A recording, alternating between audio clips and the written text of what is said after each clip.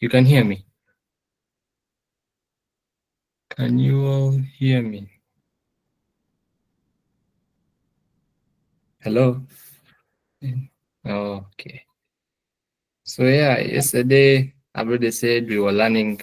We talked about the introduction to data governance and what's like the goal of the ACDT, and also the issues of data governance in your country and to the youth.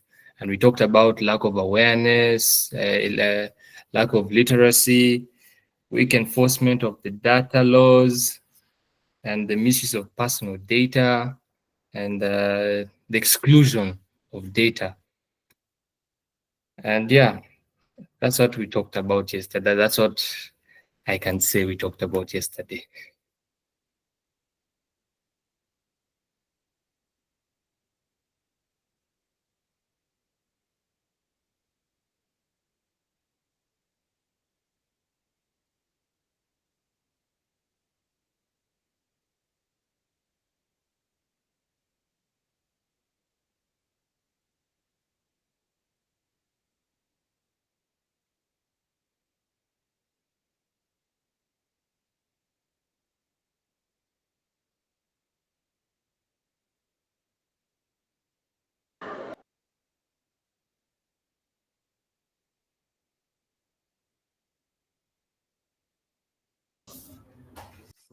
Hello. Oh, so sorry. I've been talking to myself this time. I hope you can now hear me. Apologies for that. Let me just share my screen again. Thank you for understanding. These are the issues we're supposed to be advocating for better internet for our countries, right?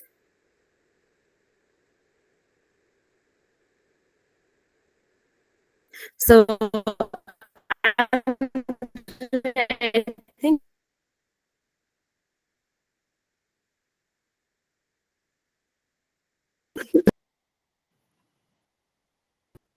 great. Does anyone else want to give us a recap of yesterday's session? Maybe before we move to day 2 of the workshop. Does anyone want to go for it? Let's see whose hand is up. Any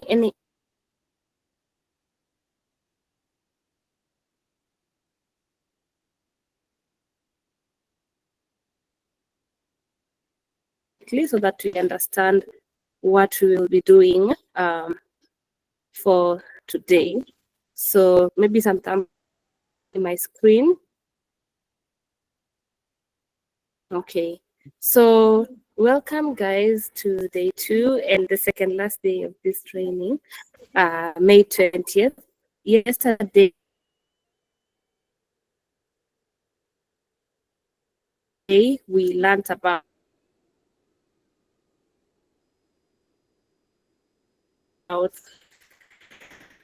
data governance. What is data governance? Discussed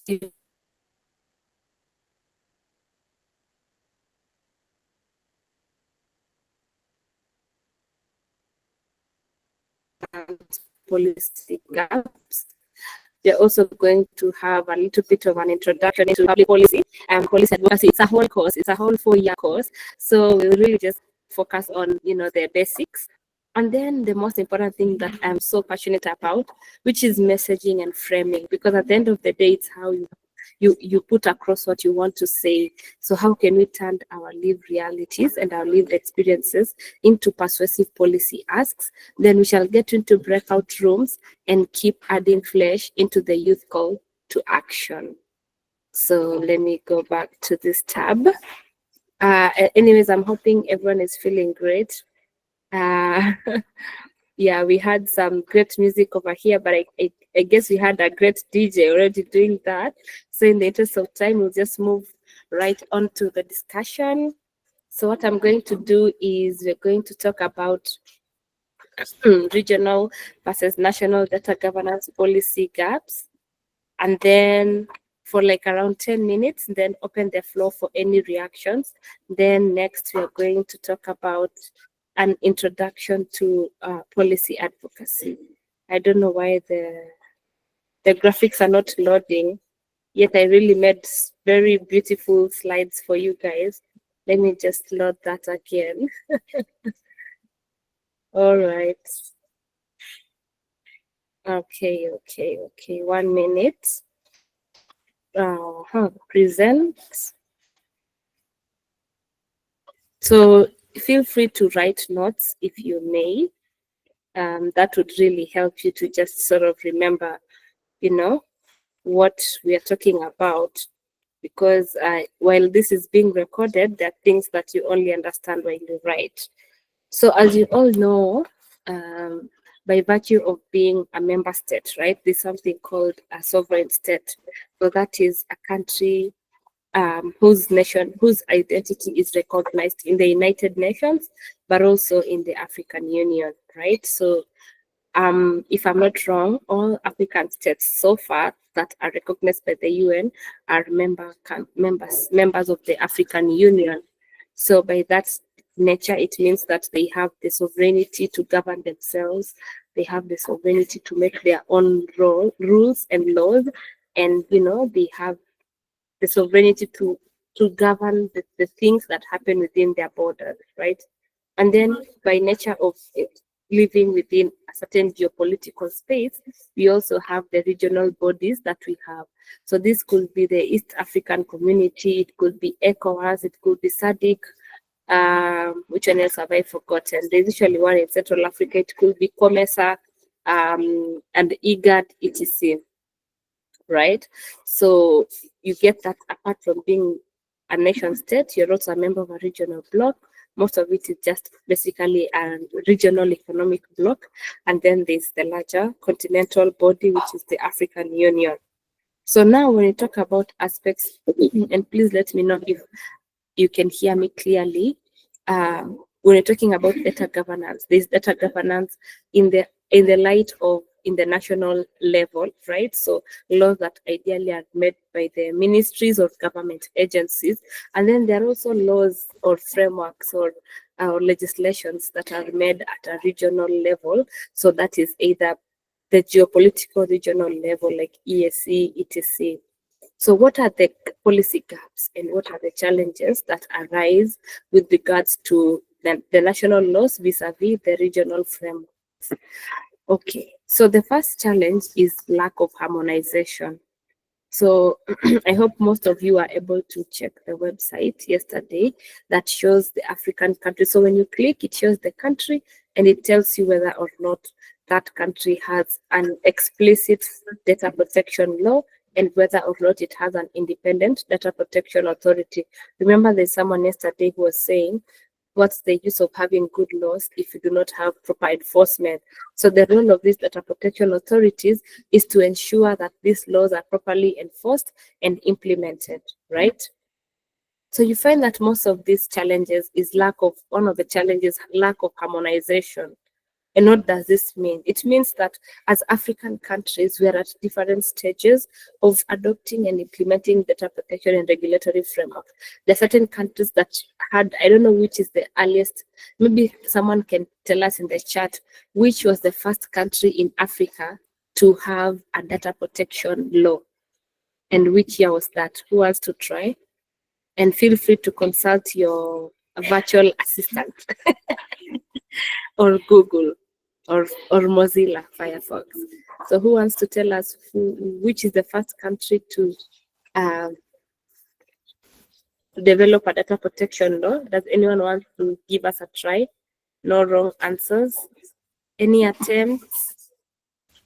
Yes, Adiba, please go for it. It seems to be Cape Verde in 2001. Sorry? It's Cape Verde. Sorry, can you come again, please? Hello, I was saying it's Cape Verde. Cape Verde. Oh, that's very interesting. Great. And which is the latest country in Africa to have a data protection law? I wouldn't be sure. Who Let me wants to check. try? Yes, let's have someone else. Let me see. Namata, please go for it. Namata. Burkina Faso. Burkina Faso. And Is that Mauritius. right? And Mauritius, correct. Right. So you can see that how recent was that? Do you know which year that was? Was it this year? Can someone confirm that?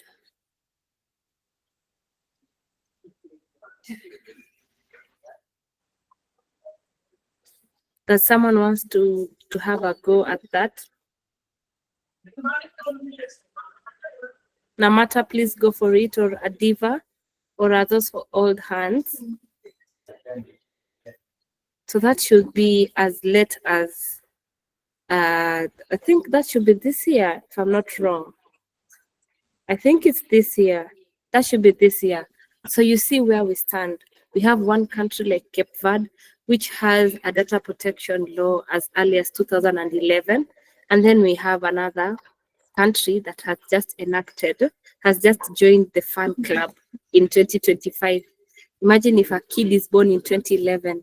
In 2025, how old are they?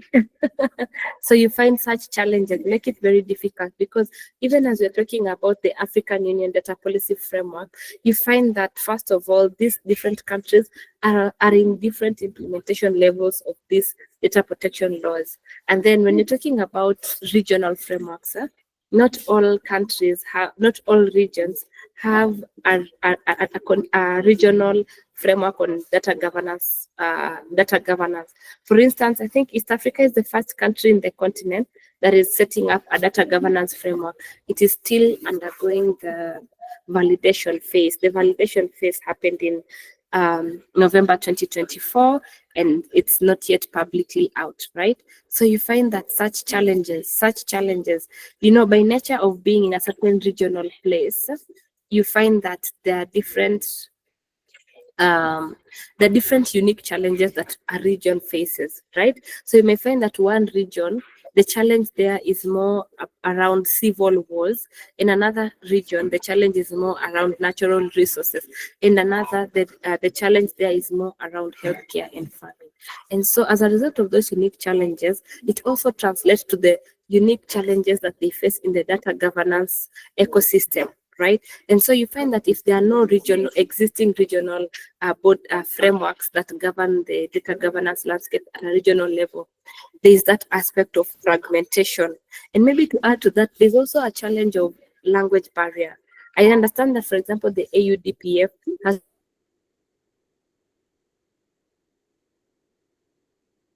been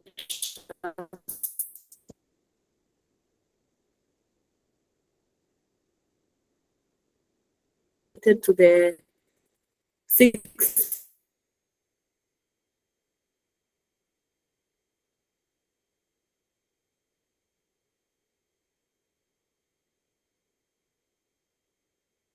alphabet compared to the Roman alphabet, right? And so these issues really make it difficult to ensure that the African Union data policy framework trickles down into the region and then into the national. The next challenge is institutional capacities. You find that most of our African countries lack specific data protection laws, while others have varying institutional capacities to manage personal data. I'll give you an example of the Gambia, for example, right? So there's a project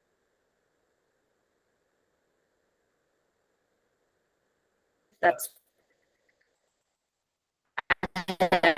been working on with the organization that I work with, just to offer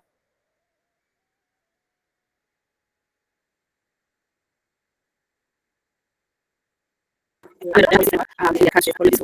you find that most of these countries are limited when it comes to capacity, because data protection is a very niche subject. It's a very technical subject. It's a whole course. You can literally study it. There is the legal aspect of data governance. There is the technical aspect. There is the cyber security facet to it. So, like for example, the Africa Center for Digital Transformation.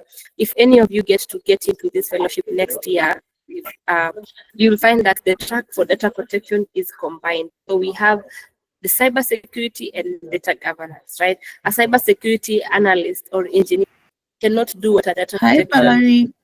Valarie. Hi, Valarie. Hello, am I breaking? Yes, your line is breaking. So I don't know if you could turn off your video so that we can just do with your audio. Yeah. Okay. Thank you. Okay. Sorry about that. Please let me know if is my voice better? Okay. Oh, thank you. Apologies for that. So as I was saying, what was I saying? You find that in the data governance industry or ecosystem, there are different skill sets that are needed, right? So there's a cyber security analyst. I was saying, like the Africa Center for Digital Transformation.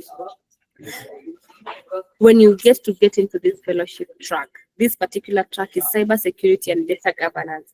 Those are two very wide things that are married into each other and they are intertwined into each other, right? So you find that many of these national governments do not have staff that are well equipped to be able to handle aspects of data protection. It's a new area, right? Even many lawyers are still not thinking of practicing in this space. Many cybersecurity analysts, network engineers, and so many other things, AI experts, because where there's AI, there's huge big data and machine learning and all that. So you find that even these governments and government agencies are limited as to how much they can govern. They are at the mercy of whoever will come and help them. And allow me to say that when I'm talking about institutional capacity gaps, it's not just a human resource gap, but there's also a finance resource gap, right? So, for example, in Kenya, there was the Kenyan National AI Strategy that was launched this year. So I remember we were working on the validation phase last year.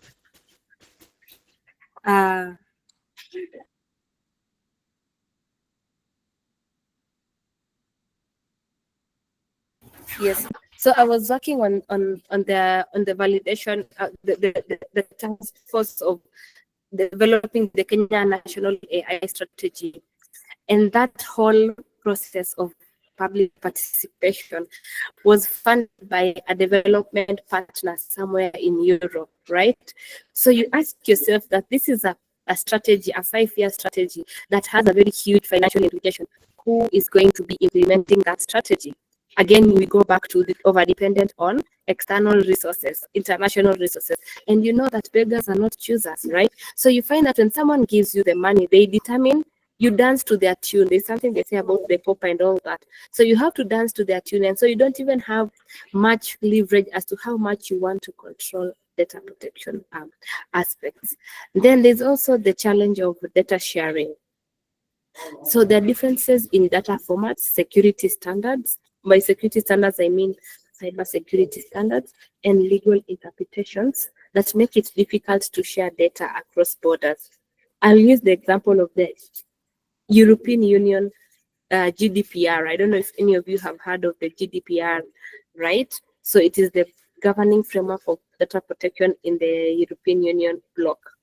And you find that, for example, if a company is doing business with another company in, let's say, Germany, right?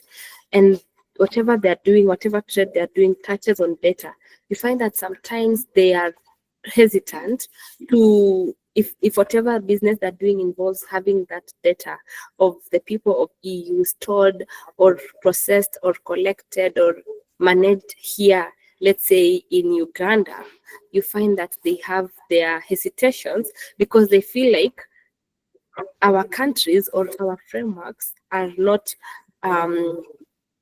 robust enough to be able to handle that data. And so you find that they do not want to share that data with you. And there are so many businesses, especially in the tech landscape, that heavily depend on data, right? And a good example of that is financial institutions. Another example of that is software applications and chatbots and all of that. So you find that certain countries feel like they are better than others, and they could be absolutely right. And so they also want to protect their data. Tied to that are aspects of data sovereignty. Remember, we had started talking about matters of data sovereignty yesterday. And so you find that countries feel like, data is the new oil. And so whoever holds the data holds the money and holds the power. So you find that also countries are hesitant when it comes to having their data in foreign jurisdictions. And so the question is, these things limit not only just, it's not about data governance, but it limits economic growth, it limits it limits trade, it limits commerce and all of these things. So that's a very, very big issue. And you find that there are certain countries that in their data protection acts, they have regulations or data sharing codes that require other companies that are domiciled outside their jurisdiction to sign that data sharing code so that they can be able to allow their data to be stored, collected, or managed in that jurisdiction. But again, the question falls on implementation. How practical is it when push comes to shove? You find that countries are not really comfortable with sharing their data. We're not talked about even aspects such as data roaming, and that's a very big issue in Africa. I don't know if you guys have realized, yeah. And you find that when you have to move to another country, you cannot use your SIM card. Yet in the EU, there is a single EU SIM card that you can use when you move from one country to another. Again, it's just aspects of data sharing, right? And you find that, just for example, when you move from Uganda to Kenya, or from Kenya to Uganda, literally that could be one and the same countries, but you need a whole step process of your ID, your photo is taken, they take your fingerprints just to give you a SIM card. And you find that why can't my Safaricom line work in a country where I can easily move there by bus? So that's a very, very big issue. Another one is limited regional structure. And I think I mentioned this when I was talking about lack of harmonization. So you find that many countries, actually right now, it's only the EAC data governance framework that is in the preparation phase. So we do not yet have other regional data governance frameworks that are coming to place. And so that lack of integrated regional structures for governing data leads to disparities in data infrastructure and legislation, because these governance structures at a regional level helps even investors, helps even regulators to be able to know what are the priorities when it comes to data governance, say in Central Africa. As I said, it's very different when you go down to Southern Africa. Another issue is weak enforcement. So you find that we are very good, Africans, we are very good when it comes to coming up with robust, amazing data protection laws, well written, right? The English is very, very, very nice, right? But when it comes to enforcement, it's a very big issue. Again, there's another tool which I don't know if it is available for public use or it's an internal document, but there's a data protection tracker for data protection cases in the African continent. And it shows that a majority of African data protection authorities only hold private sector accountable for data breaches. But as I said yesterday, the government is the biggest data controller. But the government is not holding the government accountable when they wrongfully use or misuse the citizens' personal data. So you find that enforcement is really lacking. They really like to target private sector because they know they have money, they want to protect their reputation and all of that. But let's say if the Ministry of Health does not have adequate mechanisms for protecting data, or they have not conducted data protection impact assessments before they process data, right? Stuff like that. So you find that like the data protection authorities are hesitant to hold them accountable. And again, that allow me to also tie with the aspect that many of these data protection authorities are not fully independent. So for example, in Kenya, the Office of the Data Protection Commissioner obtains its funding. It is housed under the Ministry of ICT. So again, are you going to cut the hand that feeds you? That's a question for thought. Finally, there's the challenge of data silos and lack of transparency. There's a lot of inconsistent data formats. formats, there's data silos within institutions. Again, this is a very big challenge, right? So you find it, and that's why sometimes I always say I'm over the unpopular opinion that digital ID is a good thing because it helps government agencies to communicate with each other data-wise, right? So, because when you think about the Ministry of Education, and then there's the Ministry of Health, and then there's the Intelligence Service, and then there's the entire judicial system, you find that these government agencies operate in silos. So there is no one single data ecosystem that houses all of this data. So you have something called data silos, right? And they're not speaking to each other. And there's also limited transparency. Why? Remember I said whoever has the data has control. So the Ministry of Health does not want to share that data with, let's say, the elections board, because they know that having that data means you'll consult them when you want to access that data, and so forth and so on, and the trade agency and so many other agencies, Ministry of Mining and all of that. So you find that there is no transparency, because also when all this data is in one place, you're able to easily track corruption, right? That's true, because I'm sure you all can relate to this. There are a lot of what is it called? There are a lot of ghost workers, especially in the civil servant system. So you find that someone died in the year 1987, but someone is still earning a salary with that ID number. So who is earning that money? etc, etc, or non-existent people. So lack of that transparency mechanisms hinder effective data sharing and collaboration. So before I go to the next thing, I would like to open the floor for questions for like 5 minutes. Then we can start talking about policy advocacy. Any questions, any reactions? Yeah. I really hope I've not been speaking to myself. Let's see if there's any comments in the chat. I'm just gonna mention some names. Maria, Steva. Oh, thank you guys for the reactions, but I would like to hear some reactions verbally, if it's not too much to ask. Just to know that you're moving in the same picture. I know I've said a lot.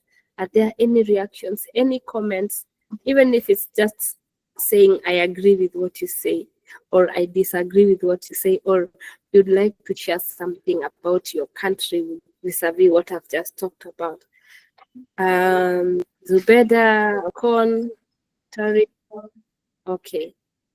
So maybe let me just move to the next slide, but I would really appreciate if we can be more interactive.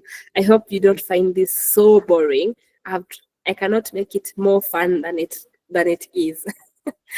So now let's talk about policy advocacy. First of all, I'd just like to start by saying many of us really engage in policy advocacy, but you don't know. Sometimes you think that you need to be a minister of ICT, a cabinet secretary, or an MP, or in an elective position, or you need to be a very famous blogger or activist. No. A lot of us do policy advocacy, but we do not know. So maybe before I define what policy advocacy is there someone who would like to tell us what they understand by policy advocacy? I'm just going to mention random names because I don't want to talk to myself. Adriel, Bridget, Caroline, Zubeda, Irene, Ronald. Is there any one of you who want to tell us what they understand by the term policy advocacy? And don't look at what I've posted. Let's move back like this. Okay, let's hear some reactions in the room. Hello, am I speaking to myself? My network is very shaky today, so probably I'm speaking to myself. We hear you. Okay. Does someone want to tell us what they understand by policy advocacy?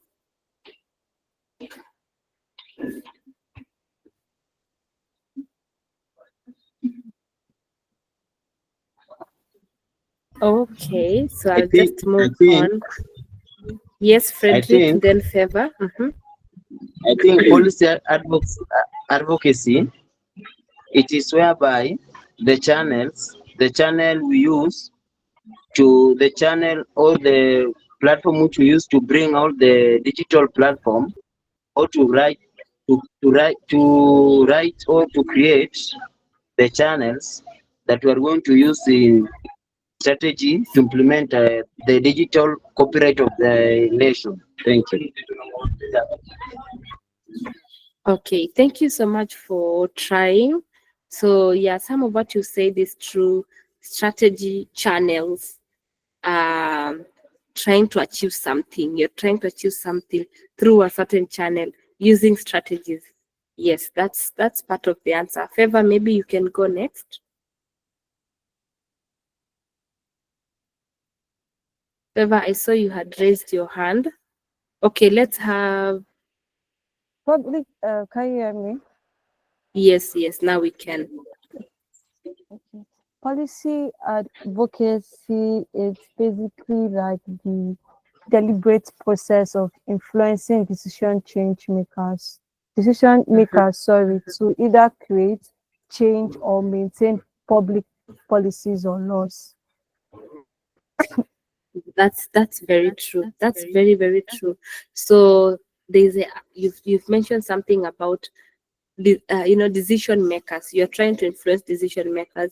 That is absolutely true. You've also mentioned that either you want to introduce a new policy, or there's an existing policy that you want to change, or there's an existing policy that you want it completely done away with. That is very true.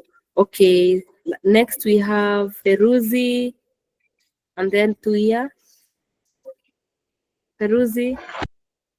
Thank you, Valarie. I think I am not far with Favor. I think policy advocacy is the process of influencing decision makers or policy makers. It's either to oppose or to create a policy on the issue that matter to the society. Thank you so much for sharing. That's true. All right. So unfortunately, I have to cap it at that. We are going to have more interactions, but I see Godfrey says that there's something he said about the challenges faced around data governance. It limits innovation around technology-driven solutions, and there's need to create more awareness. Atta says, I've mentioned cybersecurity and data governance. I would like to ask, is that the field one requires to enter data governance? Again, I want to understand if data protection is only about cybersecurity and data governance. Okay. So to answer your question, Atta, if you want to enter data governance, you can enter data governance with whatever skill that you have. Myself, I am a lawyer by profession. As I read your application, some of you are medical doctors, others of you are studying tourism, and others are community health workers. So it really does not matter whatever you do, because remember, anything we do touches on data. So you don't really need to be a typical data governance engineer or cybersecurity analyst for you to get into that space. I always say that space is for anyone. Whatever knowledge you already have is what is needed to add the unique experience into the data governance landscape. And then data protection, is data protection only about cybersecurity and data governance? No. Data governance is larger than data protection. Data protection is an element of data governance, right? So the governance, one of the elements of data governance, as we mentioned yesterday, is ensuring that personal data is protected. We have systems that ensure that it is not, there's a whole thing called principles of data protection, and one of them is that data should be accurate, data should not be used, data minimization, you should not collect more data than you need. You know, someone said something about having to require someone to record a video for a job, and then you don't know what they're going to use that video for, etc. So data governance is an important landscape. Then there's the technical aspect of data governance. We're talking about things like data centers, data computing powers and algorithms and all that, and encryption of data. So it's a whole ecosystem. Then Bridget says policy advocacy is influencing and shaping public policy decisions to promote a specific interest, cause, or agenda. Involves working with governments, policymakers, and other stakeholders to create, modify, or implement policies that benefit a particular group or community. That's very true. So what I'm seeing is cross-cutting with everyone is there's a specific agenda, there's a specific cause, and there's aspect of stakeholders. So these stakeholders are government policymakers, and the goal is either, just like Fefa said, to either create a new law or policy, modify, implement, etc. So identifying a specific problem. Great. I think you guys are good to go. Maybe we should end the call here. Adiva, maybe just hold on to that thought for 1 minute. Please don't lose it. We'll open another round for discussions. So now let's talk about it. I think we'll define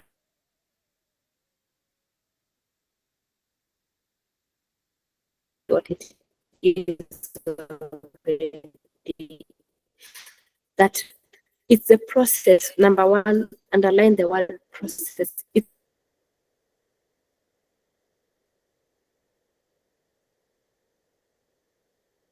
the process. It will be as quick as thinking on your feet if something is an emergency, or like declaring a state of national emergency, or it could be an entire process that takes 10 years. Let's say if it is about amending an entire constitution. Number two, it involves influencing or supporting decision makers. So either you want to influence them to think the way you want to think, or to make the change you want, or it could be that whatever they're doing supports the interests of the public, and so you want to support them in continuing to implement that. So it's either you're supporting decision makers, and by decision makers, this could be people in elective positions, so either members of parliament or member of county assemblies, or it could even be at a ministerial level.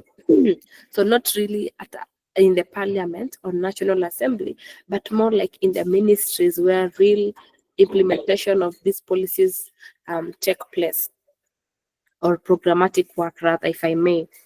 Or it could be institutions, right? So let's say you want to influence the authority that deals with rural roads to ensure that the people in your community have what's it called, proper drainages for their roads. It's always flooding. Or it could be that you want to influence the institution that is responsible for providing electricity to ensure that you don't always have power outages in your community. All right, and then it could also be you're influencing civil society. But most of the times, we usually view public policy from the view of we as the civil society. But it could also be that you are influencing another civil society.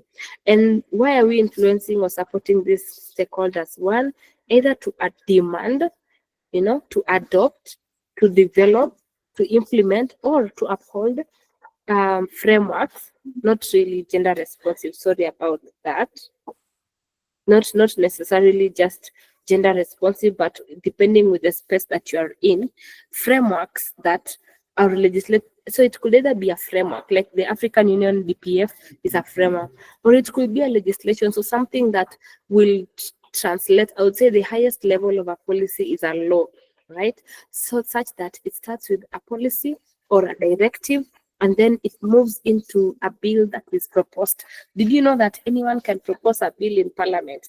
If you have never proposed a bill, maybe you should think about it.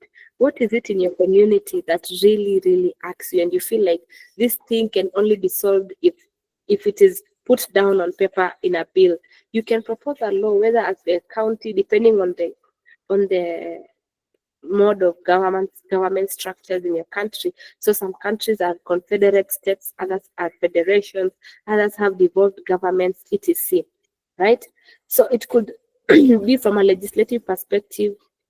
It could be policy, just a policy, right? For example, a policy of like, you want roads in your community, or you're tired of it, like what, it could just be a specific issue, right? And then it's a process that is designed to foster policy change. So the outcome of policy advocacy is change. If you do not achieve change, then you're just making noise. The goal has to be that you have achieved policy change. However, let me say this, that change may not necessarily just be what you want. Let me give you an example. Again, using the finance bill protests last year. Okay, well, it led to a realizable change of which the finance bill did not pass into a law. So it did not pass from being finance bill to finance act. However, even if the finance bill still passed, the truth of the matter is that there has been a change even in the way young people think. There has been a change in how people are more involved and interested in civic engagement. So I want to tell you that even as you're saying, talking about policy change, it has not to only be tangible change.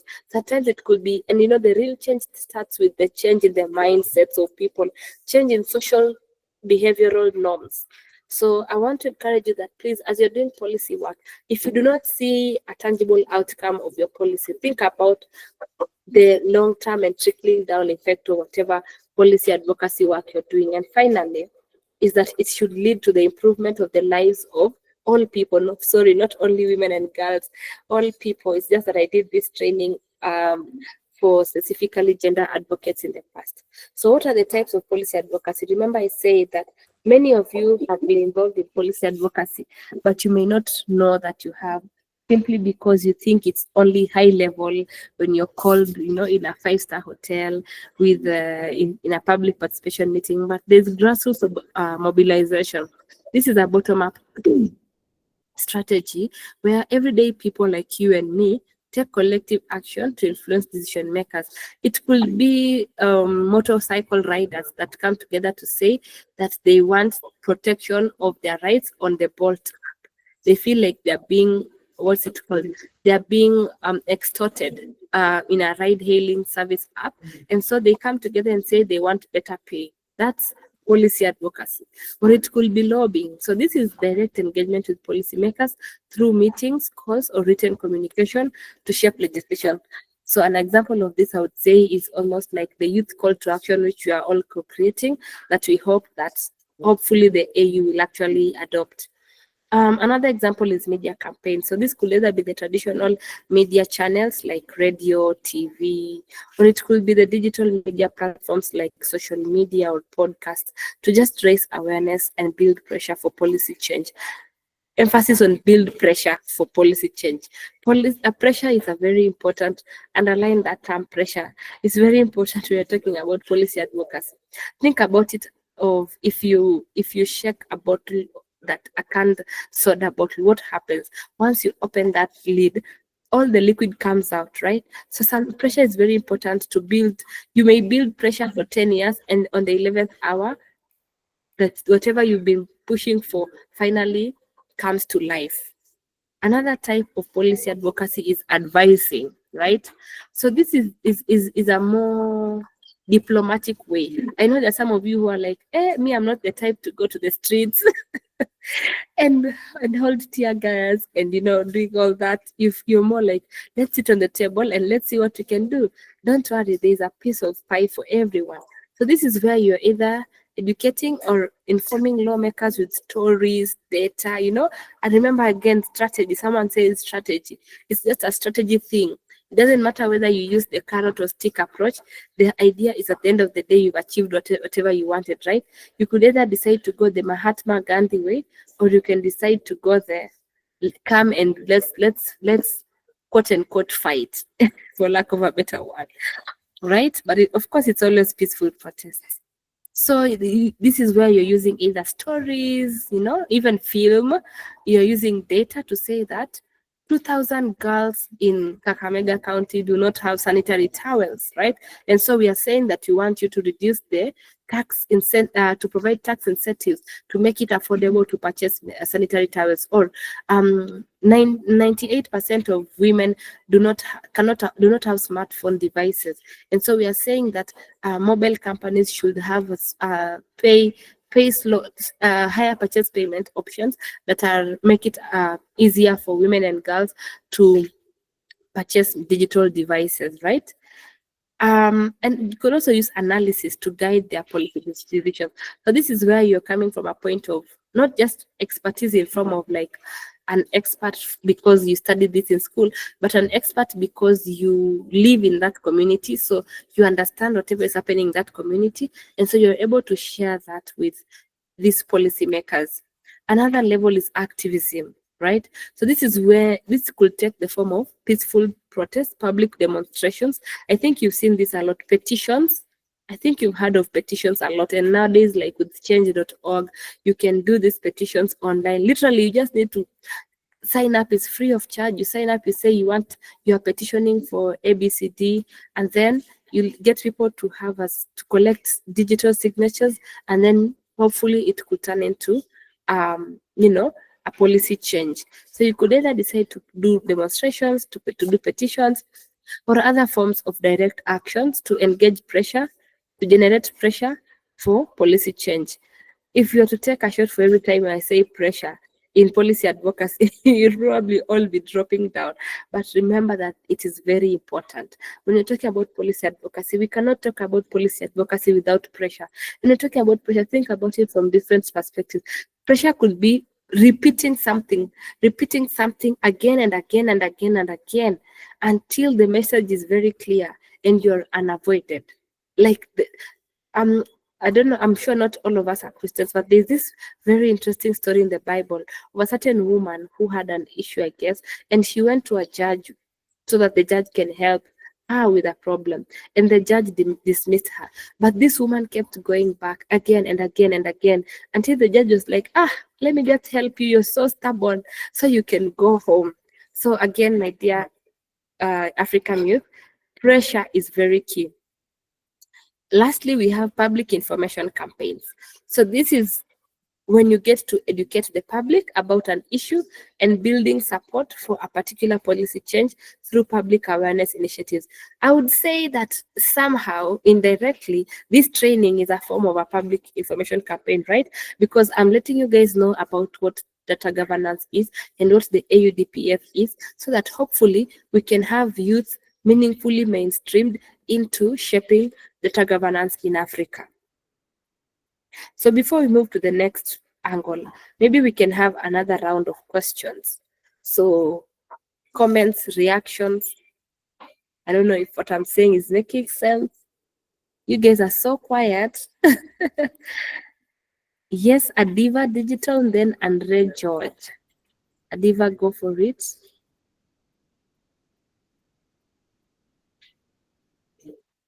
Okay, hello. Hello. Yes. I think mine is more of a question, which is, Yeah. do we have any real examples, especially in the data space and in the technology space? I'm struggling to hear you. Maybe can you just try to speak closer into your mic if that can help? Okay, hello. Hello, yes. Yes. I was just, do we have any real examples that we can point to of cases where advocacy, especially in the digital space, has actually yielded good results? Because that's really the thing that got me to engage on this issue.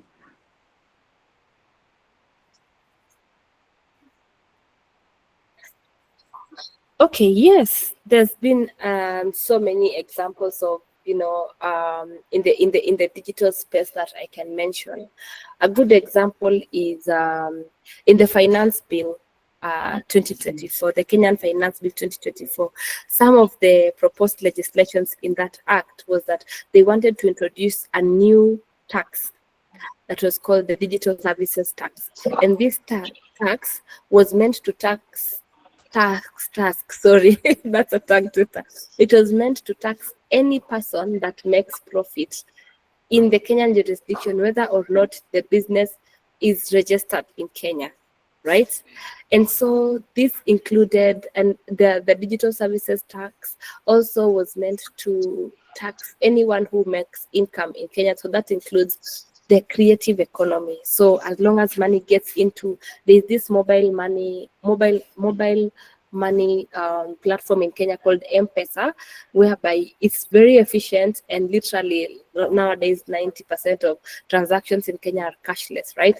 And so the government realized that a lot of people are evading and avoiding to pay tax because the money cannot go into the bank, because there's the Central Bank of Kenya that controls, it can detect your bank, and then it can calculate how much ideally you should make in a year, and then how much you should pay as tax. But then a lot of these creators, a lot of these content creators and digital influencers get paid through M-Pesa. And so some of these propositions also of this finance bill was that it will be able to, it will be able to intercept, or rather it will be able to, it has the mandate to request for data from mobile money operators, which is Safaricom, for them to be able to know how much money you're making or how much is getting into your M-Pesa. And therefore, if you don't pay a certain amount of percent in tax, which is the digital services tax, you'll be labeled as a defaulter, right? So that's a data governance issue one, because there's the data protection violation. But then there's the very, very same finance bill had a proposal that wanted to also what's it called, amend the Data Protection Act to include to exempt certain government agencies like the Kenya Revenue Authority from being subjected to the same data protection requirements like any other data controller. So that's a data issue, that's a digital issue. And so people really used the social media and TikTok, and they came up even with digital solutions, like there was the finance bill GPT, that you could literally, like chat GPT, go and ask it, what does section 34 of the finance bill say about this, and it could tell you. And so because of that, it created awareness, and so many people started knowing about this. They will do their makeup, get ready with me on TikTok, and then towards the very end, they'll say, oh, and did you know there's digital services tax? And so because of creating awareness using, remember, media campaigns, people are like, wait, so they want to even see my M-Pesa messages. And it was very effective. I think, if anything, that is one of the biggest things that really made people to be against the finance bill, because a lot of transactions in billions of Kenyan shillings and millions of US dollars are transacted on M-Pesa. So people are like, okay, you can do whatever you want, but when it comes to my money, please, you have crossed a line. And so, yeah, that's one example I could give of a policy that has come to life. Another one that I'll give is just the more formal policy advocacy, of which you're invited to give public comments on an act. Let's say, like, there's the computer misuse and cybercrime bill, the Kenya Computer Misuse and Cybercrime Bill, and they had some of the proposals that came up again around the finance bill period, where they wanted to introduce surveillance laws, and they really wanted to criminalize most of the things that were seen as public demonstrations, and sort of even like to have internet shutdowns and limit communication online, because they thought that digital activism was very powerful. And people gave their public comments. Civil society came up in coalitions, and they gave their public comments and said that, no, we do not want this amendment to pass. And indeed, that proposed section of the bill did not come to see the light of day. I hope that's helpful. Whoever's asked that question, I hope there's so many examples, but that's just what really comes to my mind. Okay, so I can see there's a hand from Caroline. Let's have Caroline, then Emily. Caroline, please go for it.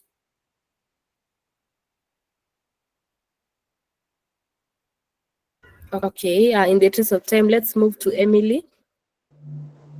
Hi, how are you? Hello, who's speaking? Emily. Emily, yes, please. I just wanted to, can you please provide me, for example, when it comes to mobilization, how do you mobilize? Thank you for that question, Emily. Let me give you a very good example. Sometimes we usually think of these things in a very high level way. Remember, like, let's say in high school, I don't know about you guys, but did you guys ever, or even campus, I don't know, you'd come together as a class and say, let's all let's all come together and say that we are tired of having rice and beans every day. Yeah, we also want meat on Fridays.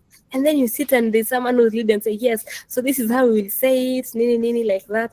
And then when the boarding mistress or boarding water comes, you all rise up and leave the plates on the table and say, we are sick and tired of eating beans that has weevils every day. We want meat.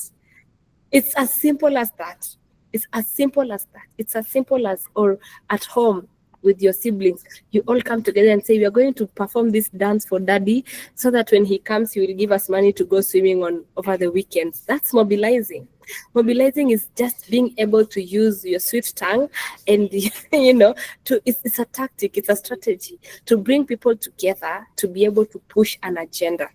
So it's how influential you can get, how convincing you can get to be able to say that you're bringing together 10 people, 20 people, 50 people, 100 people to all speak in one voice and say that this is what we want and this is what we don't want. I hope I've answered your question. Okay, Valerie, I also had a question. Yes, please. Please introduce yourself because I can't see who's speaking. Okay, my name is Caroline and I come Yes, from Kenya. Caroline. Yes, you had mentioned that earlier on. You mentioned while you were giving us the proceedings that majorly the outcome of policy advocacy is change in the long run. But I believe this is relative because do we put a timeline to when change happens, or we just advocate for advocating, or can we put timeline to when the implementation can happen, or we just advocate for the cause? That's a very good question, Caroline, sorry. And I will tell you the truth of the matter. That is the biggest issue that grapples civil society organizations and activists and all of that. And let me just give you another tip, right? For anyone who wants to get into this space, if there's another skill that you need to get or gain is monitoring and evaluation, right? Because when all is said and done, when you take stock, how are you able to measure the impact of what you're doing, right? So when you're talking about monitoring and evaluation, there's always qualitative data and quantitative data. Qualitative data is more of things that are tangible, you can mention and say, okay, 50,000 women now have joined STEM related courses in university since 2020, right? Or you can say 350,000 youth have gotten skills on digital literacy. But then there is that intangible aspect of change that for me is the most important, and it's the hardest to measure, right? Because how do you measure that? Again, going back to that is with the finance bill protest. Allow me to use that example. Thank God the finance bill did not pass. So that's a very easy change to see, that people went to the streets, they demonstrated, they protested, and the pressure led up to the president refusing to sign the finance bill, assenting to the finance bill. But even if that bill would have passed into law, I guarantee you, Caroline, that things are not the same in the political space. Trust you me, when you compare, for example, the 2022 elections, there was a lot of voter apathy, and majority of the youth are the ones who did not go to vote. Believe you me, in 2027, the youth will be the biggest number that will show up because they have realized the power of their votes. So change is very important, and this is something that we as activists and change makers easily forget. It is important to always take stock and say that because I've done this, and I know it gets boring, right? It gets boring to always, it seems mechanical, if I may, but at the end of the day, if you're not being able to measure what you're doing, then you could easily be moving in circles. But then the question is, those parameters need to clearly be defined. How do we measure qualitative data? How do we measure change that is a mindset shift, So that's me answering a question with another question. So let me just read a comment and then we can move to the next part, which is some videos I want you guys to watch. Then we can go into our breakout rooms. So I'm seeing here, Namata says the goal is to shape policy decisions that benefit individuals, communities, and societies as a whole. That is very true. And especially that benefits communities and societies.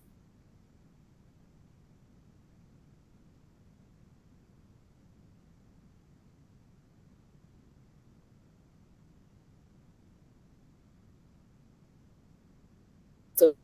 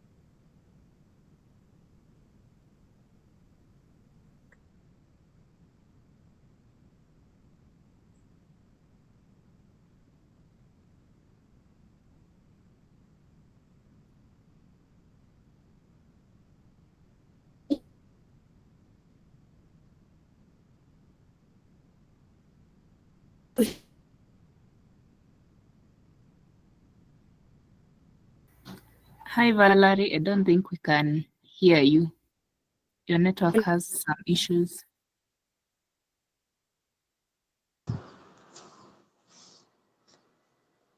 Oh, okay. Really, I thought it was from my own end. We can't hear her. True.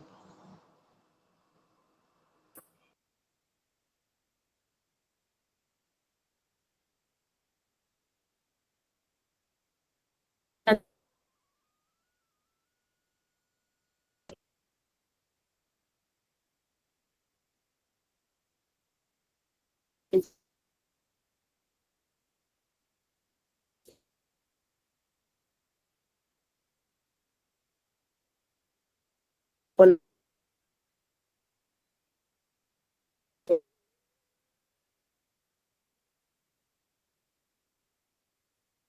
the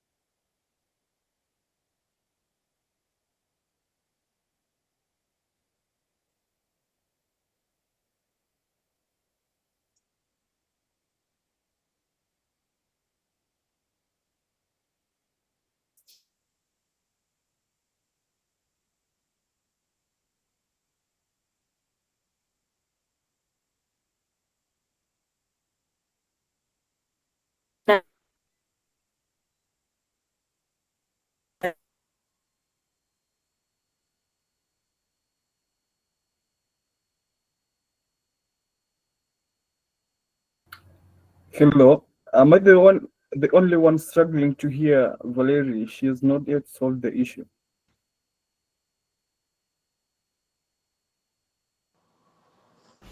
You're not the only one. We equally can't hear her.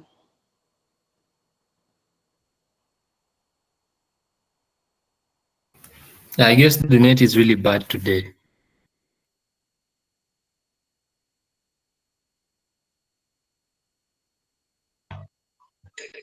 Maybe if there is anyone here who can continue instead of her.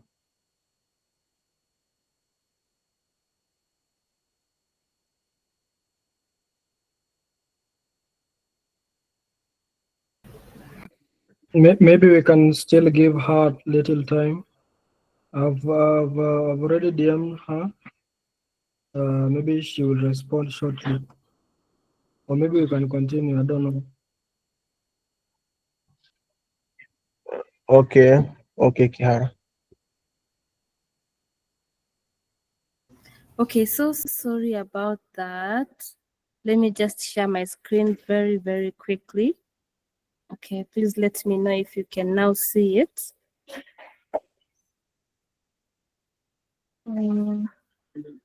Present.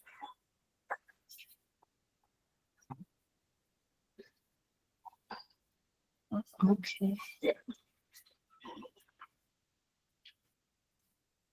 All right, can you hear me now? Oh, okay, thank you. Poleni sana, sorry for that. So, please also let me know if you can hear what I'm sharing. So, we are talking about this. Let me go back.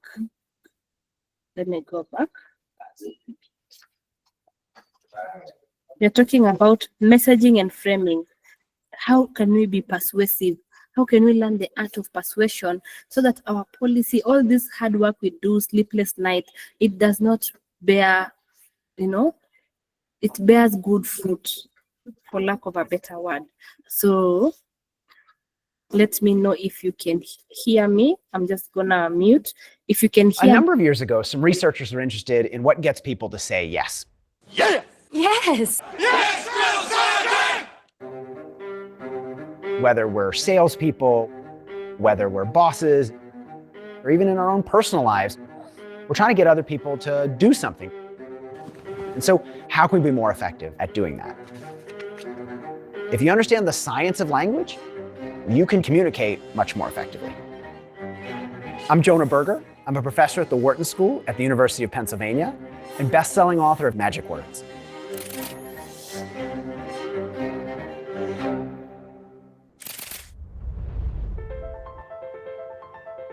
The most fascinating thing I've found from the work that we and others have done is that subtle shifts can have such a big impact. Adding a couple letters to the end of a word can increase the likelihood that other people do what you ask them. So some researchers a couple years ago went to a local preschool and they asked 4 or 5-year-old kids to clean up a messy classroom.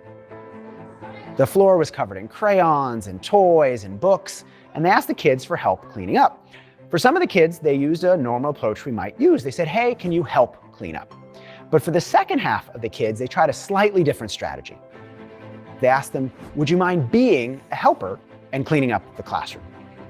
Now, the difference between asking for help and asking for someone to be a helper is infinitesimally small. It's adding 2 letters at the end of the word help. Yet those 2 letters led to about a 50% increase in people's likelihood of helping. Again, the difference between vote and voter is infinitesimally small, just 1 letter in this case. Yet that 1 letter led to about a 15% increase in people's likelihood of turning out at the polls. What's the difference between help and helper and vote and voter? Why might one be more effective than the other? It turns out it comes down to the difference between actions and identities. We all want to see ourselves as smart and competent and intelligent in a variety of different things. So rather than describing someone as hardworking, describing them as a hard worker will make that trait seem more persistent and more likely to last. Rather than asking people to lead more, tell them, can you be a leader?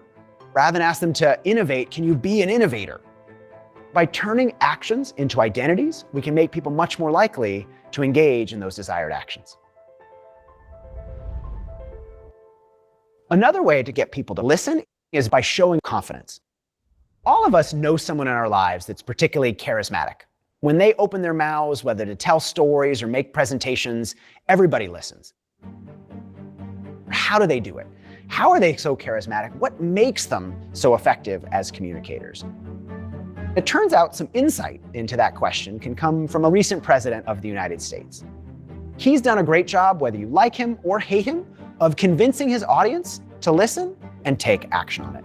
We're going to win in Iowa. We're going to win these caucuses at levels that people haven't seen before. You know, we set the record last time. We're going to set it again, bigger and better. And next November, we're going to very simply make America great again, right? the thing that he's doing is the same thing that transformational leaders do, is the same thing that great salespeople do, is the same thing that noteworthy entrepreneurs do. Trump speaks with a great deal of confidence. One way he communicates that confidence is what's called linguistic certainty. He communicates using certain language. He speaks, in fact, with a lot of what some people might call definites. It's obvious, everyone agrees, the answer is clear, regardless of whether it's true. We can build any city at any time, and we can build it better than anyone. You know it. I know it. Everybody knows it. Not surprisingly, this certainty makes him more persuasive. And so the language of confidence can increase the likelihood that other people do what you ask them. A couple of years ago, I was working with a coaching client that was trying to become a more effective salesperson. What they were saying when they were pitching their ideas were full of ums and uhs and even likes from time to time, what people might call fillers. Like free speech used to be a left or liberal value, and yet we see from the in quotes left a desire to actually censor, that seems crazy. We use fillers all the time. Even the best of us use fillers. We use them to essentially buy conversational time. But if we're saying and all the time, it makes us seem like we don't know what we want to say, which leads our audience to be less likely to listen to us. And so what do we do about this? How do we overcome these fillers? First, just try pausing instead. We all need time to think, but great speakers often pause rather than filling in those blanks with ums or uhs. I'm here today because this is one of those pivotal moments when every one of us, as citizens of the United States, need to determine just who it is that we are, just what it is that we stand for. The second thing I would say, it's really painful to do, but I've done it and it's worth trying, just record yourself talking. Record that audio, get it transcribed, and look at what you're saying. It's gonna be painful. It's painful listening to ourselves, even more painful reading. But by seeing how we use language, we can be more persuasive and more memorable. While we might think that some people are just naturally good at this and others aren't, it's actually not something you're born with. The good news is it's not random, it's not luck, and it's not chance. There's a science behind how language works and how we can use it more effectively. Get smarter, faster with videos from the world's biggest thinkers.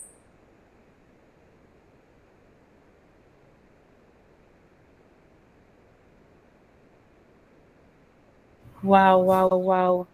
Great. I hope you've learned something from that.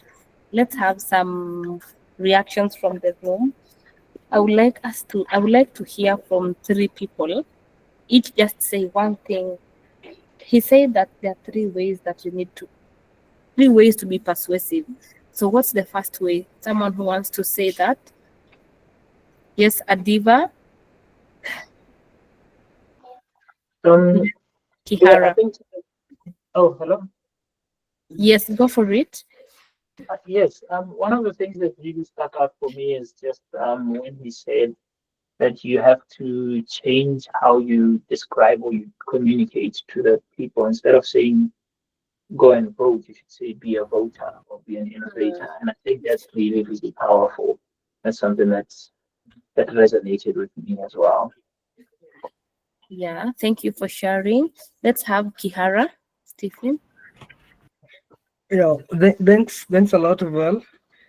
So I think for me, what really stood up for me, and it's something that I need, I think, to work on, is on the failures.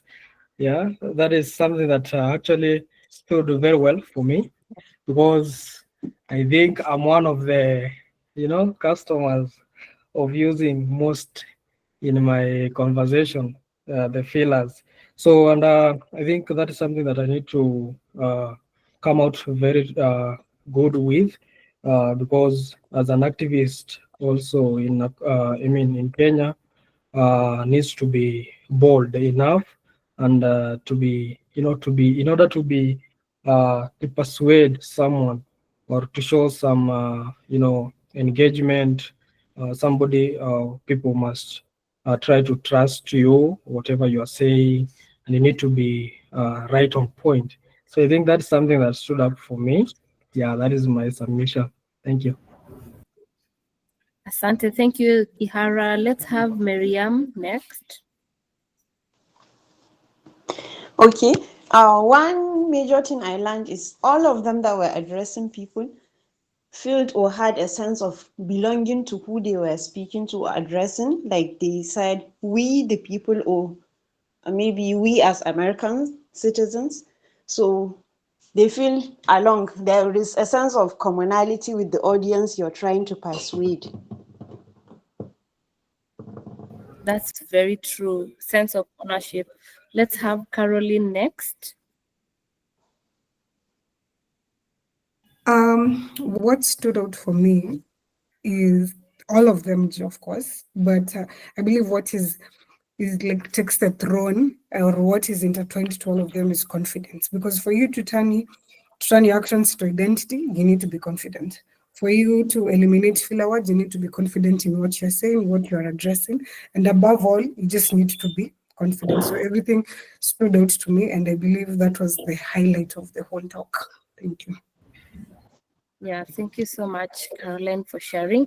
And indeed, let me tell you, you think that the art of persuasion and public speaking and all that is a very small skill to have, but you'd be shocked that there are people who have risen to the highest ranks of political office in our countries, in the regions, in the world, simply because they're able to speak and craft good campaigns. Remember the Yes We Can campaign? I don't know how old you guys were then. I remember I was just in my teenage years, or around like 12 years or so, when Obama obtained the first office as president, right? And he had this very powerful message of yes, we can, and maybe just bringing it back home. Yeah, just think of your political leaders, whether it's a governor and a member of county assembly or a president, even, especially those that get into elective positions. I know that you know, and I know that most of these people have gotten into these spaces not because they are so good or most deserving, but just because they're able to appeal to your emotions. So persuasion is key. Namata on the chat says turning action into identities and showing confidence in everything you do. Yes, it's true. You know, if you just look like you're confident, you're halfway there. So because of it, in the interest of time, let's move to the next and last video. And then after that, now we get into our groups and continue co-creating the youth call to action. So again, I'm gonna share my screen. Not happening. 1 minute. Yep. Let's go next. Let's load it. Technology has not really been on my side today, but thank you so much for being understanding with that.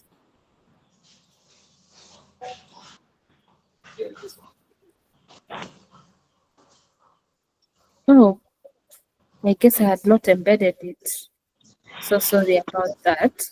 So maybe we can just, go to this slide on the steps to advocacy. The other video, I guess, in the interest of time, I'm just gonna share it on the WhatsApp group so that I really want us to finish at exactly top of the hour. So now that you've learned about the art of persuasion, maybe the other thing I can just add is that, and going back to this, there's something they usually say, you want to appeal to the heart, you want to appeal to the head. So you don't want to only just be so emotional in how you put across your message that it makes no realistic sense. It seems very, very far-fetched. You also want to use numbers, for example. Remember how I said putting it into context and saying that every 2 in 3 women face online gender-based violence every day, right? So also having data, having numbers, appealing to the head also really, really helps in also contextualizing your message in a way that people can also say that, okay, whatever you're saying is true and it is not unfounded. But again, also adding your lived experiences. Sometimes it could just be as easy as starting with a story, you know. And I'm sure you know how politicians do this a lot, right? They will always start by saying that, you know, I grew up in a slum and I'm just like you, so I understand your challenges. That time they've never even they don't even understand your challenges because they've grown up in money and wealth. But just because they say that, now you feel, wow, this leader is one of us, therefore they will understand our challenges. But they don't know what it means to use public transport. So when you say that our public transport systems are pathetic, they can't relate, you know. But they'll get wherever they want to get because they have used the art of storytelling. So there was another video I was supposed to share. I don't know why it is not here. So what I'm just gonna do is let's look at the essential steps. So now that you know what public policy advocacy is, you know the different types. What are the steps of action that you need to take? So the first thing is you want to analyze the policy. You know, sometimes we really like to come up with novel solutions, right? But what I'm beginning to learn more and more in this space is that, and there's someone who has their microphone on. I don't know if they can mute, or is it me? Is it me? Okay, so you need to learn how to reinvent the wheel rather than create new wheels, right? There is nothing new under the sun. So before you think of coming up with a new policy, the moment you realize there's a problem in your community, in your country, in your society, you want to ask yourself, is there something that already exists? So you want to be able to analyze the policy. So let's bring it to data governance, yeah? So before you start going and embarrassing yourself saying that, oh, you know, which country should I use? Botswana needs a data protection law. Please go and research and find out whether or not the law actually exists, because you'll be there embarrassing yourself, suggesting a new bill in parliament, yet there's already an existing one and it came into force 2 years ago. So you want to analyze the policies and know what are the gaps. So once you analyze the policies, the next thing is you identify a policy issue. So it could be, we are talking about the data governance space, but maybe you have realized that that specific issue that you want to narrow down is literacy. A lot of you guys brought out that very loudly yesterday, that you find that there are many people who do not know their rights as data subjects. So you find that for you, the challenge is it's a literacy issue. And so you want to look at the policy landscape and are there any existing policies around literacy matters, data protection? Or it could be that whatever challenge you've realized is a capacity issue. You're very passionate about institutional strengthening, and you want to ensure that, you know, government agencies and corporations are better able to handle data, personal data and etc. So you want to narrow down to that particular issue. Remember, there are so many challenges that we face as human beings, as Africans. You cannot change the whole world. Identify what is that particular issue. You can't want to end world hunger at the same time you want to end, you know, famine, and you want to handle climate change. At the same time, you want to provide access to digital devices. What is the very thing you want to do? How does it connect to you as a person, one?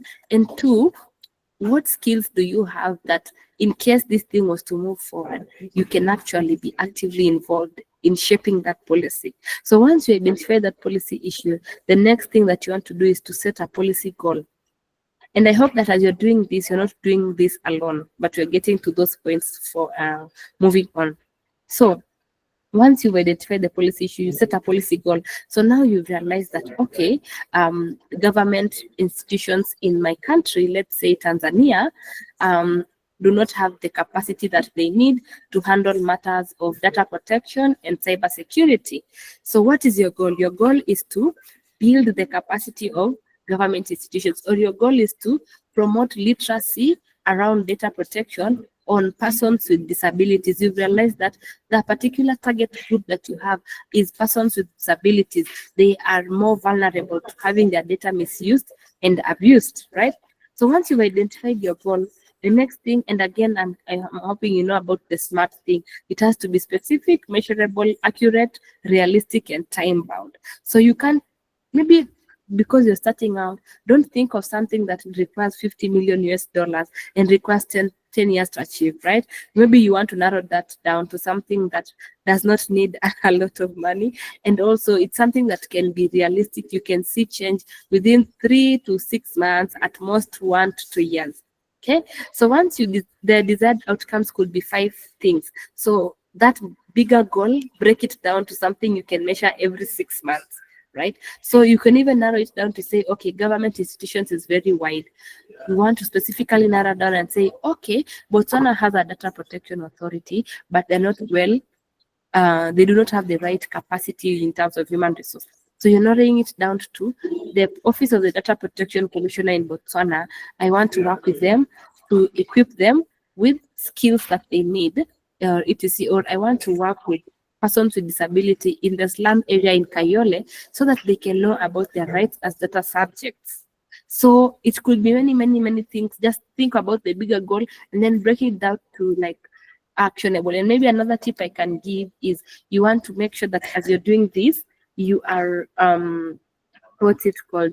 You're asking yourself how. So when you're talking about what is the policy goal, the question you're answering there is what. And then the desired outcomes, the question you're answering there is how. And then the target. Target group is very important. Is it women and girls? Is it adolescent girls and young women? You know, is it youth? Is it farmers? You know, is it people who are in the mining sector? You know, is it the healthcare industry? You know, etc. Then identify key messages. What are the key messages that you want? There's been a word that has been going around during the financing process of ... must go, right? Or even something like, yes, we can. What are those key messages that will really sell off what you're trying to achieve? Then identify key partners or allies. Remember, nothing great is ever achieved alone.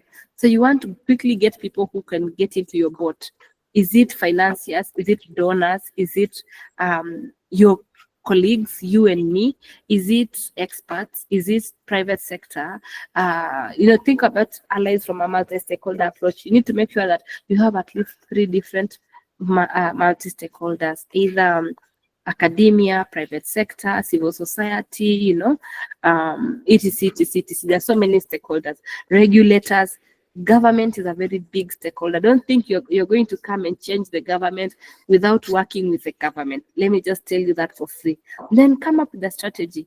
Think about it as, and I know the men are better at this. If you want to, and they will tell you, talk very nicely to Adiva and Kihara. They'll tell you these things, how they come up with the strategies of when they want to date someone. It has to be an entire strategy. Okay, I'm going to buy new clothes. I'm going to be smelling nice. I'm going to frequent where this person goes so that they start seeing me. I'm going to compliment them. I'm going to buy them flowers. Then they'll say, oh, Adriel is so romantic, but they don't know you've been plotting this for months. So you want to come up with the strategy. Are you using social media? Will you use film? Are you going to do demonstrations? Are you going to sign memorandums of understanding with these government institutions? Are you going to do fundraising or crowdfunding, you know, online? Remember, again, a lot of activism and policy advocacy is very resource bound, right? And then a plan of implementation. Come up with a work plan. That 1, 2, 3 things. Month 1, this week. I break it down to week 1, week 2, week 3, like that. You can do it in a Gantt chart. You can do it in a paper. You can do it in a table, in a Google Sheet, whatever works for you. And finally, then plan for monitoring and evaluation. Someone said, I don't know if it was Caroline, but someone talked about the question of how do you monitor this change? Should it be time bound? Should it be 10 years? Let me tell you, one of the most important aspects of policy change is being able to monitor and evaluate the impact of what you're doing. Otherwise, you're wasting your time and the time of the people you're engaging with. So before even, and you don't need to wait until you finish the entire advocacy chain for you to plan for monitoring and evaluation. People who are in the funding space and the nonprofit space will tell you, the moment you're applying for funding to a donor, already you have come up with a monitoring and evaluation plan. So at this planning stage is when you should be able to say that, what are your key performance indicators? What are the things that if you see, you will know, okay, this advocacy is achieving what we want? And what are the things that if you see, you know, okay, this one, we are wasting each other's time. So, I want us to go to our breakout session, right? I want us to go to our breakout session. Just in the meantime, let me share the attendance list in the should be day 2. Copy link. I'm sharing the attendance list in the chat so that feel free to add your attendance, because only those who attended all the 3 days will be able to get a certificate from ACDT. I want us to get into our breakout rooms. And remember, yesterday we talked about the challenges that youth are facing. But today I want us to come with the solutions, right? I want us to come up with the solutions. And I want us to ask ourselves, what are the recommendations that we want to see, right? So 1 minute. Draft priority. So today we are coming up with priority areas and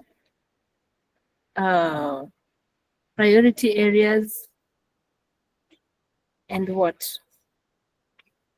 1 minute. Duplicate page. Priority areas and recommendations that we want the AU to do what? To take up. So we're coming up with draft priority areas and recommendations. And the question we are asking ourselves is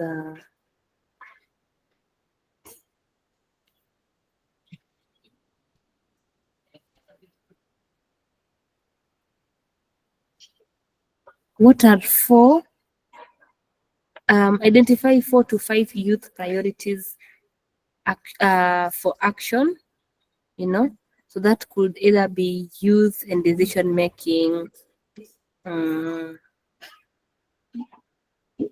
identify 4 to 5. We want to see how many will be cross-cutting across the different groups.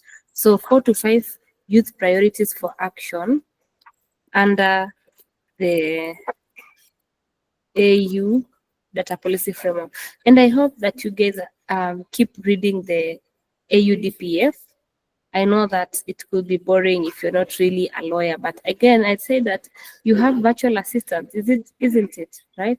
So you can literally go you can literally go on ChatGPT or ChatPDF and ask it, what does this document, what is it talking about? But if you really want to truly influence data governance in a regional level, in a continental level, I would say just make it a habit to read through it word for word for word.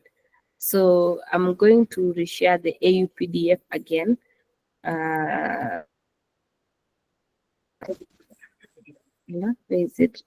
On the chat, but I had shared with you earlier, so that when you go into your groups, you get to discuss. Oh, sorry, I think I didn't share it. AUDPF. I didn't share, I shared the AU website. So let me just download it and no, I'm literally spoon feeding you guys. All right, AUDPF. AUDPF English version. Okay. Even in Adobe Acrobat, it can literally give you a summary. Let me just share my screen so that you get what I'm saying. The AU data policy framework. You can literally ask it to give you a summary. But as I said, you don't want to be those youth that go into forums to just eat buffet and take cute photos because you don't have content in your head. We want to be youth who earn our space in the decision-making spaces so that they don't say, this youth, they only want to come to these spaces, but they're not experts, isn't it? So I've shared it in the chat. Please confirm if you can see. Let me just share it on WhatsApp again for those who prefer to view it on WhatsApp. That is the AU data policy framework. All right, and then I don't know if Eve is still here. If she can help me with the breakout rooms. Yesterday it was a bit of a challenge. But if it becomes Okay, how many rooms do we want? challenging, we can still do where I just shared Valarie, how many the rooms do we want? concept, Can you the hear me? document.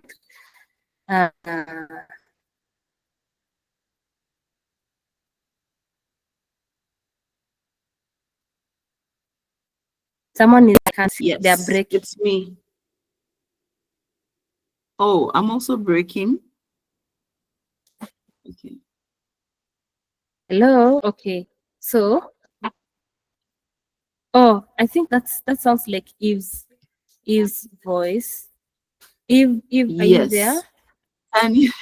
Can you hear me All now? right. I think. Oh, okay. I think I'm not able to hear Eve.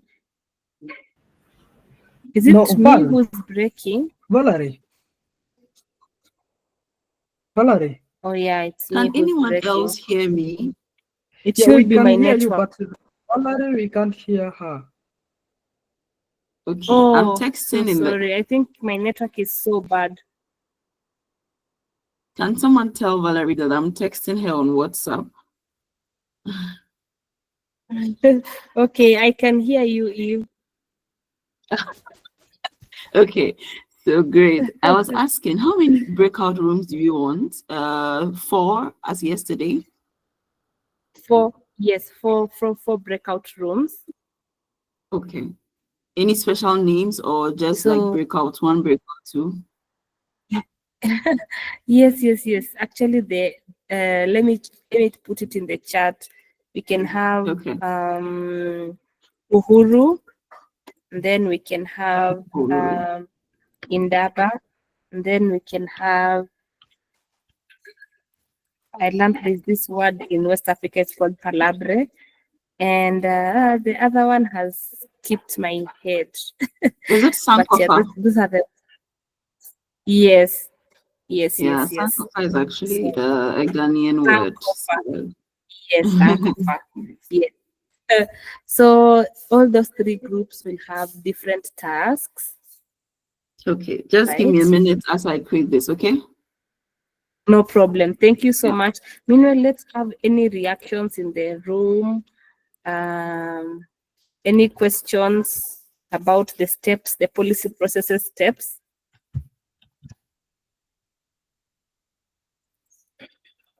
Yes, Kihara, please go for it. Yeah, thanks a lot, Valarie. So I was having this concern. Maybe I can share with all of us in this platform.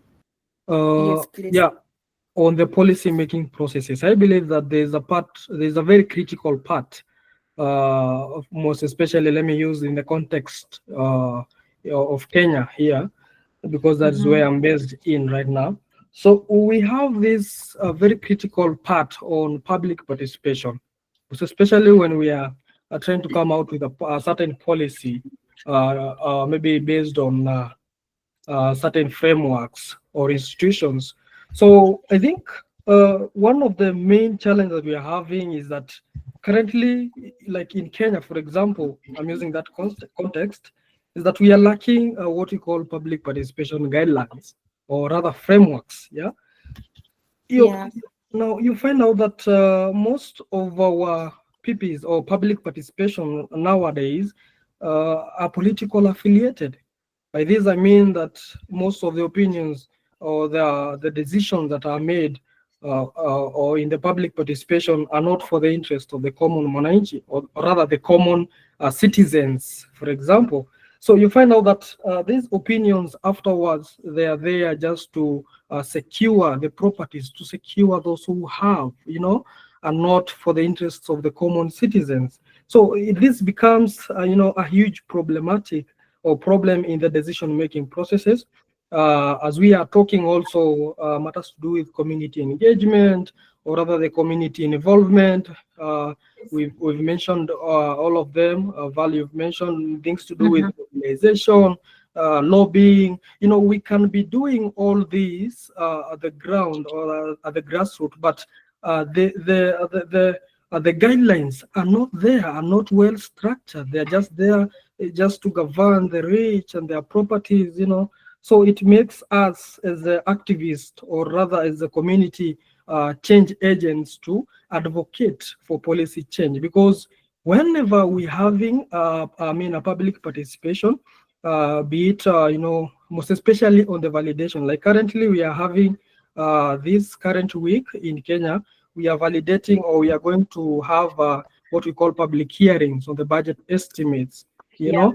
So you find out that most of the opinion, most of the decisions, most of the things that are there that were raised, the rule memorandums, we wrote memorandums, they are not for the interest of the common citizens, and you wonder why and how did that come into order. And it's because of having a weakness or a niche in the public participation processes. So we are lacking that guideline tool in order to make effect, or rather to make the effectiveness of the public participation. So it becomes a challenge, and I think, and all in all, when you involve community members, make them aware of what is being introduced, new initiatives that maybe the government is trying to come up with.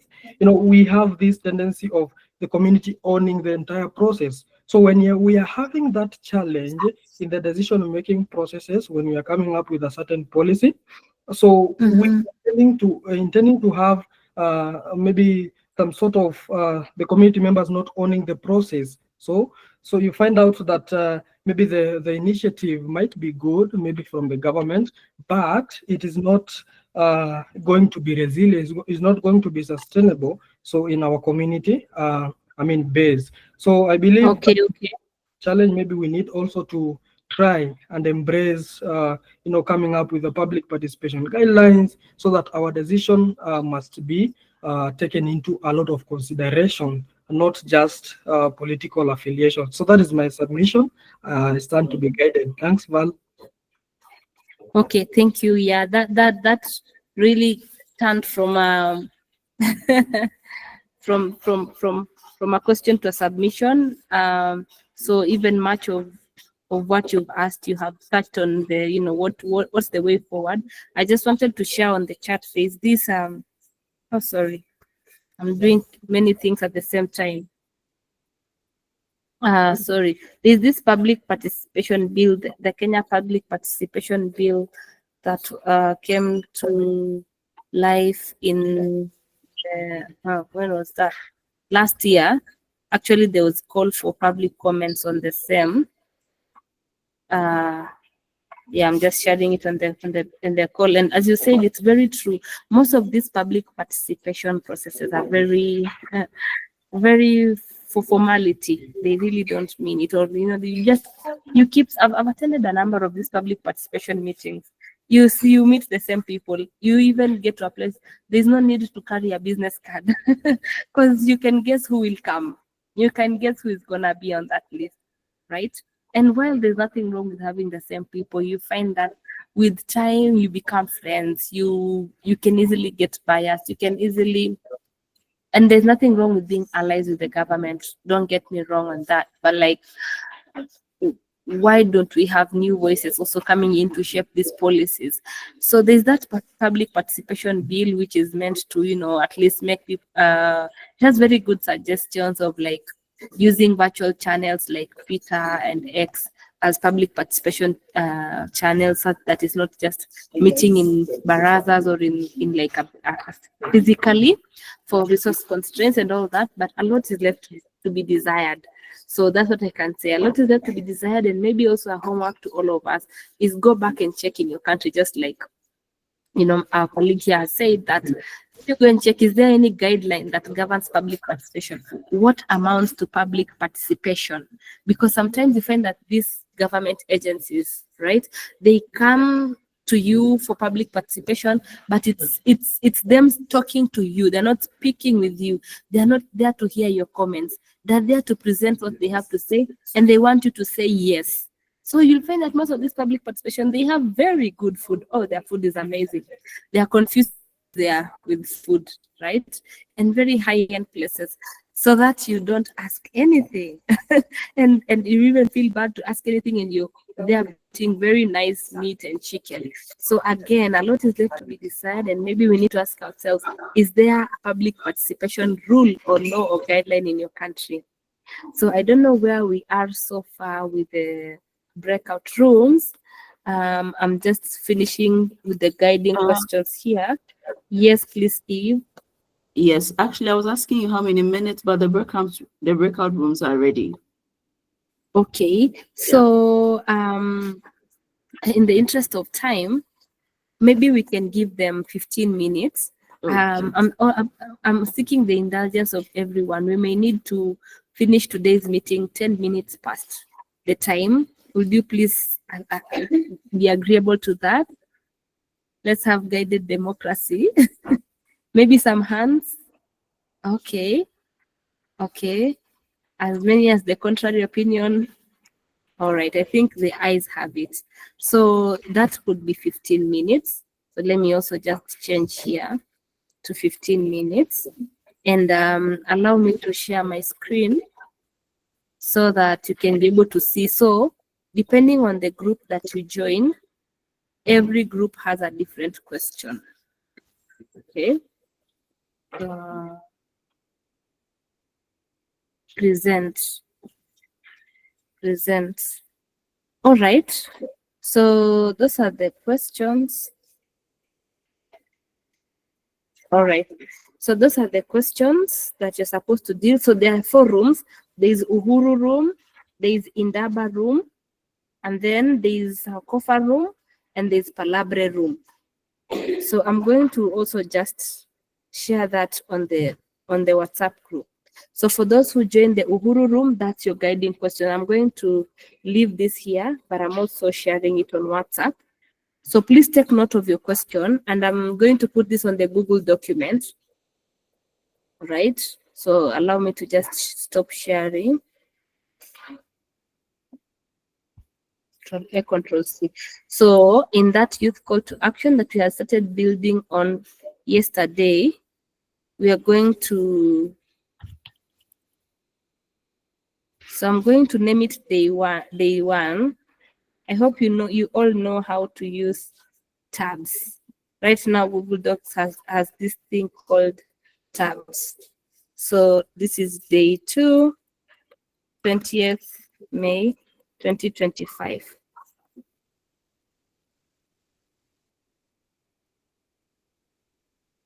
So maybe what I'll do, let me share my screen so that you get what I'm saying. Oh, I'm so sorry guys for taking so much time, but I just need to explain this very quickly. So please confirm if you can see my screen. Maybe let's see some thumbs up.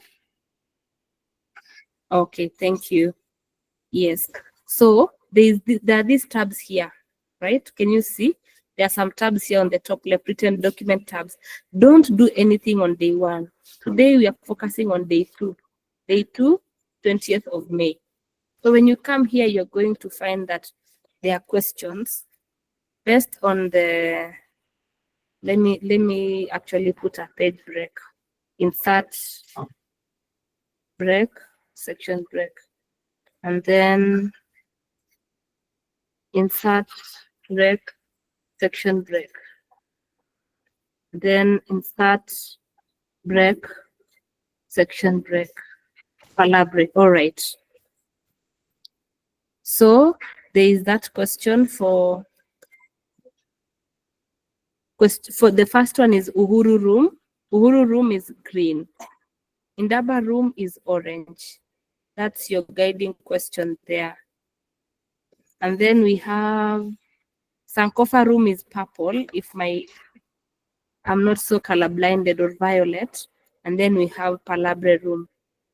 So those are the questions you should answer. Please only add the points on where your room is. And let me add pages maybe, if that can help somewhere. All right. So Uhuru room, your question is, what key areas should African youth focus on to strengthen inclusive rights-based data governance under the AUDPF. Please don't talk about problems today. Today, we only want to hear your solution. So feel free to put it on bullet points and make sure you're suggesting things that make sense. The Indaba room, your question is recommendations to government or AU. And the question is, what concrete steps should national governments and the AU take to better protect youth data rights and align with the AUDPF? Sankofa room is on youth commitments. And the question is, what practical actions can we as the youth commit to in order to advance data governance in our communities and regions? And last but not least, we have Palabre room on the opening statement and closing paragraph. Yes, it's very easy and hard at the same time. So how do we introduce our youth call to action? And what message do we want to leave with policymakers and fellow youth across Africa? So I can see that in the room we are around 30. So make sure that you are at most 10 in a room. So if you see a room has 10, please move to the next room. I've shared the document on the chat. Let me also just reshare it on WhatsApp. The youth call to action. So I think the breakout, feel free to start joining the breakout rooms. Yes. So I'll just be moving around to just hear what you guys are saying in the breakout rooms.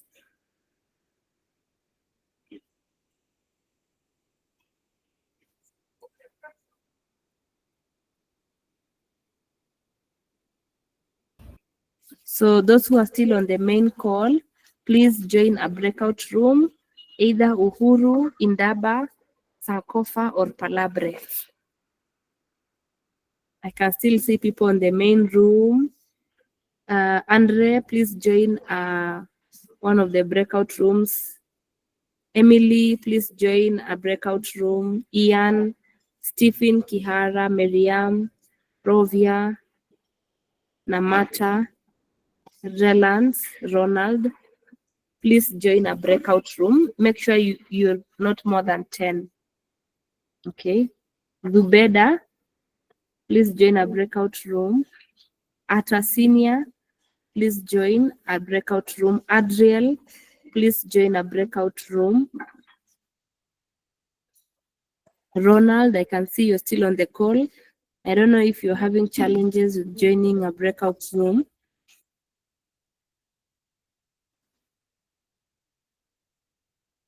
Ronald, are you there?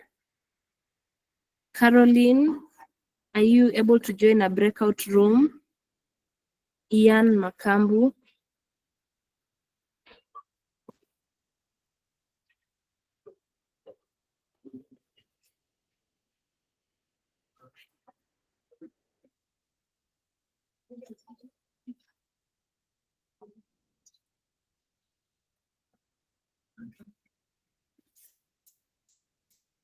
Where is the youth call to action?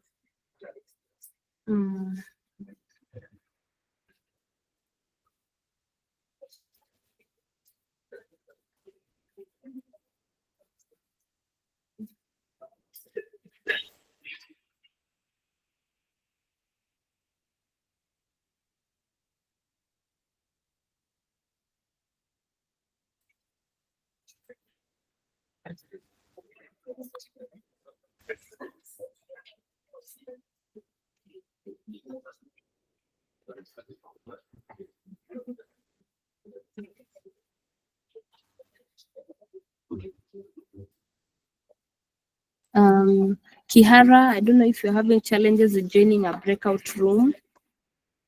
Zubeda, please join a breakout room. Kihara, are you there?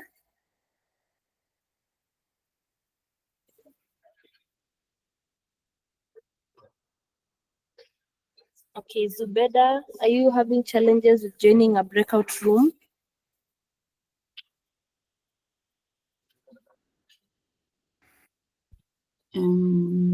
Okay. I was about Hi, to say Eve. from my end, he was, yeah. Thank you so much. You're welcome. How are you doing? I feel like you've been talking a lot. Yeah. I'm good. I'm good. I'm good. I had to run an errand in town because I'm getting admitted as an advocate this Friday. So I had to quickly jump to a co-working space. That's why my network is a bit shaky. Oh, okay. Okay. Yes. But thank you so much for all the support. And I hope Don't- you're well. Yeah, I am well. I'm also doing a few things on the side, but it's been very interesting listening to the session. Yeah, I've enjoyed myself. Oh, thank you. Thank you.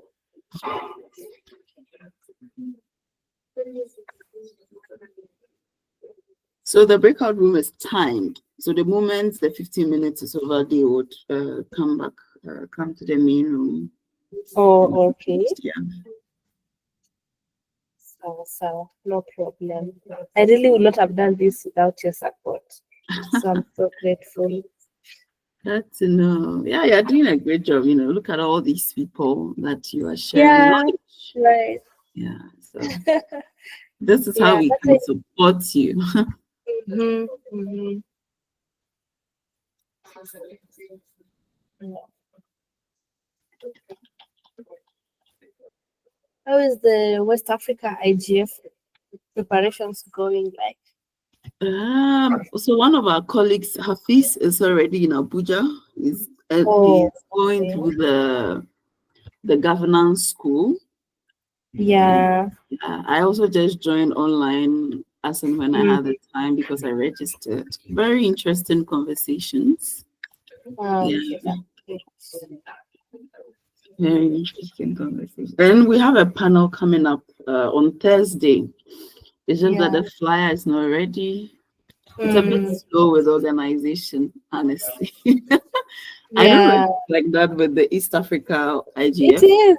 I It is. see. They moved the global IGF. Uh-huh. They moved the global IGF to June. It's To usually June, in yeah. November. So now everything else had to come before June. So everything is working at very minimal time. Mm-hmm. Yeah. Well, so that's what we are waiting for. But aside that, the panel is set. Yeah, we've had quite a number of discussions on that. So that is, and currently, as I join your session, I am also making sure that our closing session, which is happening in an hour. Oh yes, yes, Yeah, yes. making sure that everything is set, and then we Oh can have. yeah, actually. But it's been one of my favorite fellowships, I have to say. If not my, Oh, I think really? Please yes, write it in the feedback, okay? I will. I really will. Write it in the feedback, yeah. Okay, we have someone, I think, joining. Just having the calendar invites really helps you remember the meetings, and then having everything on Notion is so helpful. Hi, Josephine, could you please join one of the breakout rooms? Okay, yeah, I think it's already gone. She's already gone. Yeah, so like the Notion, it really makes everything very effective, and also just having a WhatsApp group, helps you to. What did you say? I didn't hear. You said having what? Having a WhatsApp group also really helps with instant communication.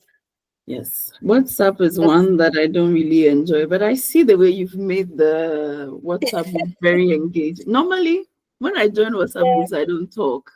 But this very one, yeah, you made it very engaging, very, very engaging. I really liked how everybody's participating. The music. Actually, I was the DJ before you came. Oh, really? That was really nice. I was trying to, when I joined, and like everybody was quiet, I said, let me just play the DJ for Valarie. If she was here, she would have played some cool songs. Yeah. That was really, really fun. Really nice songs. I don't know all of them. I know some, but yeah, Yeah. it's really interesting that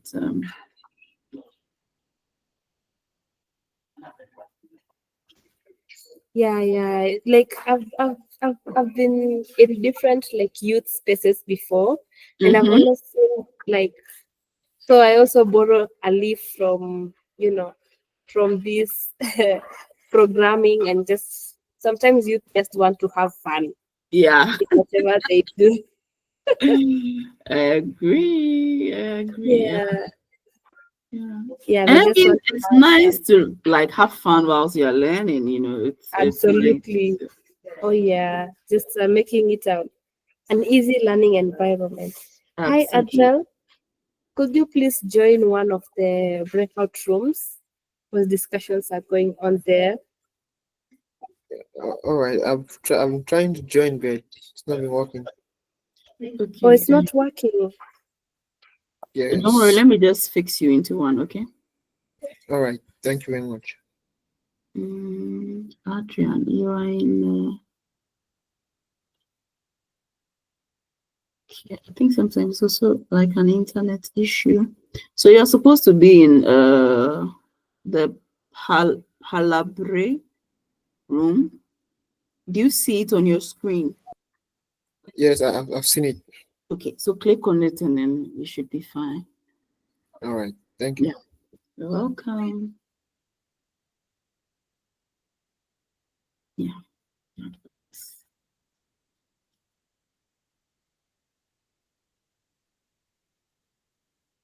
I saw Are you based in Ghana? no, I'm based in Germany. Oh, But I'm okay. I Ghanaian. see that. I'm Ghanaian. Yeah. Okay. I'm Ghanaian, but I'm based in Germany. Oh, okay. So are you like working or studying there or both? Yeah, both. A mixture of both. Yeah. A mixture of both, yeah. Well, how do you manage to balance everything?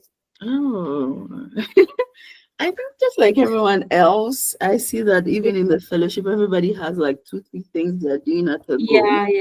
Yeah. So you just wake up one day and then say, okay, this morning I focus on this, in the afternoon I focus on that. Yeah. And you just manage it. Yeah, sure. So that is how it has been. Yeah, but definitely this workshop is also very, very interesting. Like the way you blend music with video, Yeah. it's just very interesting for me. Yeah, I really love Canva.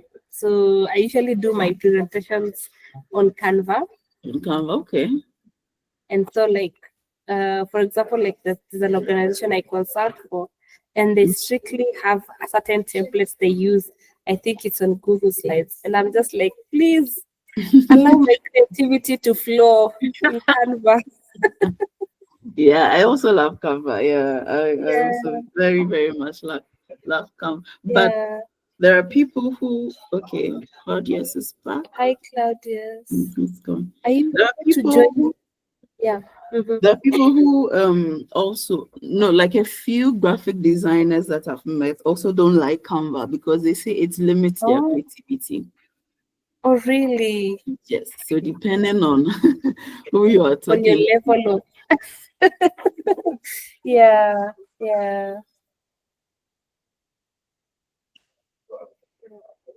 But I really hope that even beyond this fellowship, we can still have like an alumni network or something.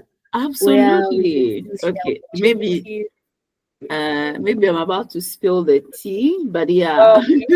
No, it's no tea actually. Yeah, because we would have like an alumni network. It would be called TAN.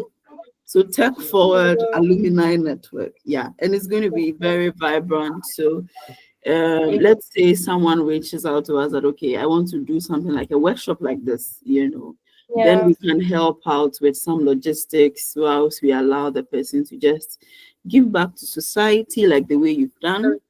You know, yeah. So this is not the end, but in terms of structural like meetings, this is the end. Okay. Yeah, but we have a long way to go. So Yeah. And I hope that even maybe one of these fine months we can have like a physical meetup, even if it's yes, once every year, or yes, we are or virtual meetups. We are actively working on that. Yeah, we are actively working on that. So, yeah. And I mean, every now and then, if we are in like any of the countries, yes, I would be so keen to meet all of you. yeah, for sure. Yeah, so we are working on that. We might be in Kenya, but that's not confirmed, so I cannot give a promise on that. But once it's confirmed, yeah, please let me know when you're around. It would be nice to meet you in person. Yeah. Oh, I would share with the Kenyan team once. Oh yeah. Oh yes, actually, because there are quite a number of Kenyan fellows. Yes. Okay, I see this is ending in 16 seconds. Maybe, you know, should I give them like 1 minute each group to recap? Maybe 1 minute should be good, right? Okay, 2 then minutes maybe. I don't know. Okay, I can increase the number. Okay, you don't need to increase the breakout section or the timing. The timing is what. Oh, okay. Should I do that? Yes, please. I'd really appreciate. How many minutes? 10 more minutes. 10 more minutes. Okay. Someone Okay, is or maybe being let's generous. say eight. Maybe we can do 1 minute per group because everything is on the chat. So yeah, just let's do 1 minute per group. So maybe 5-6 more minutes should be good to go. Yeah. So I've increased it. Hi. Yeah. Okay, hi everyone. Welcome back to the main group. So without much further ado, let's just have the groups presenting. You have 1 minute. I'm literally going to put a timer because we are way beyond time. So let's have, I'm sure you've agreed who's gonna present and all of those great things. So I'm sharing the screen, or should I not?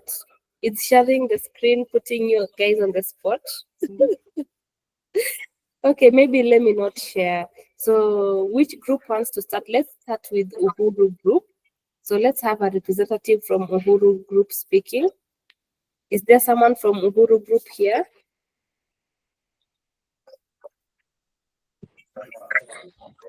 Hello.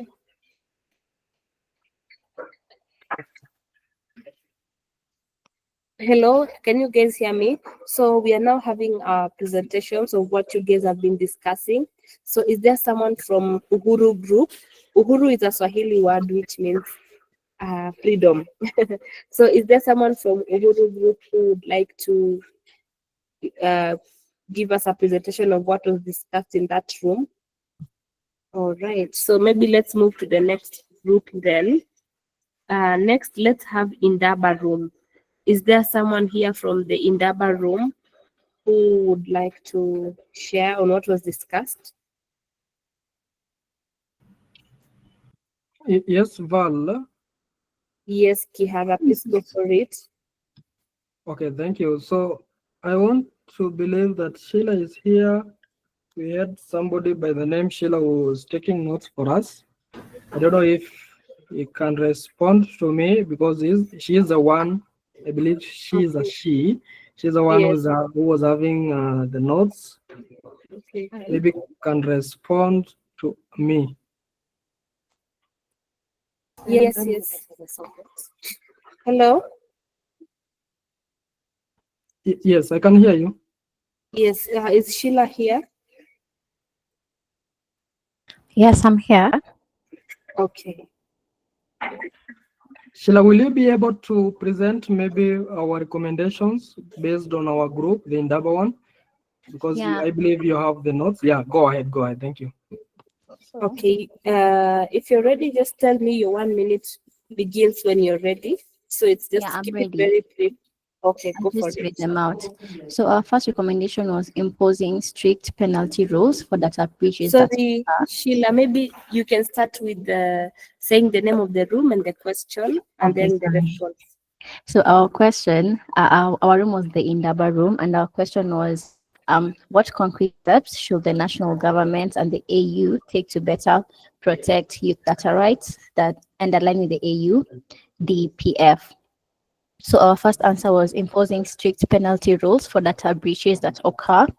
Secondly, establishment of an independent data protection authority that is functional, well equipped, and is empowered to engage the youth in consultations.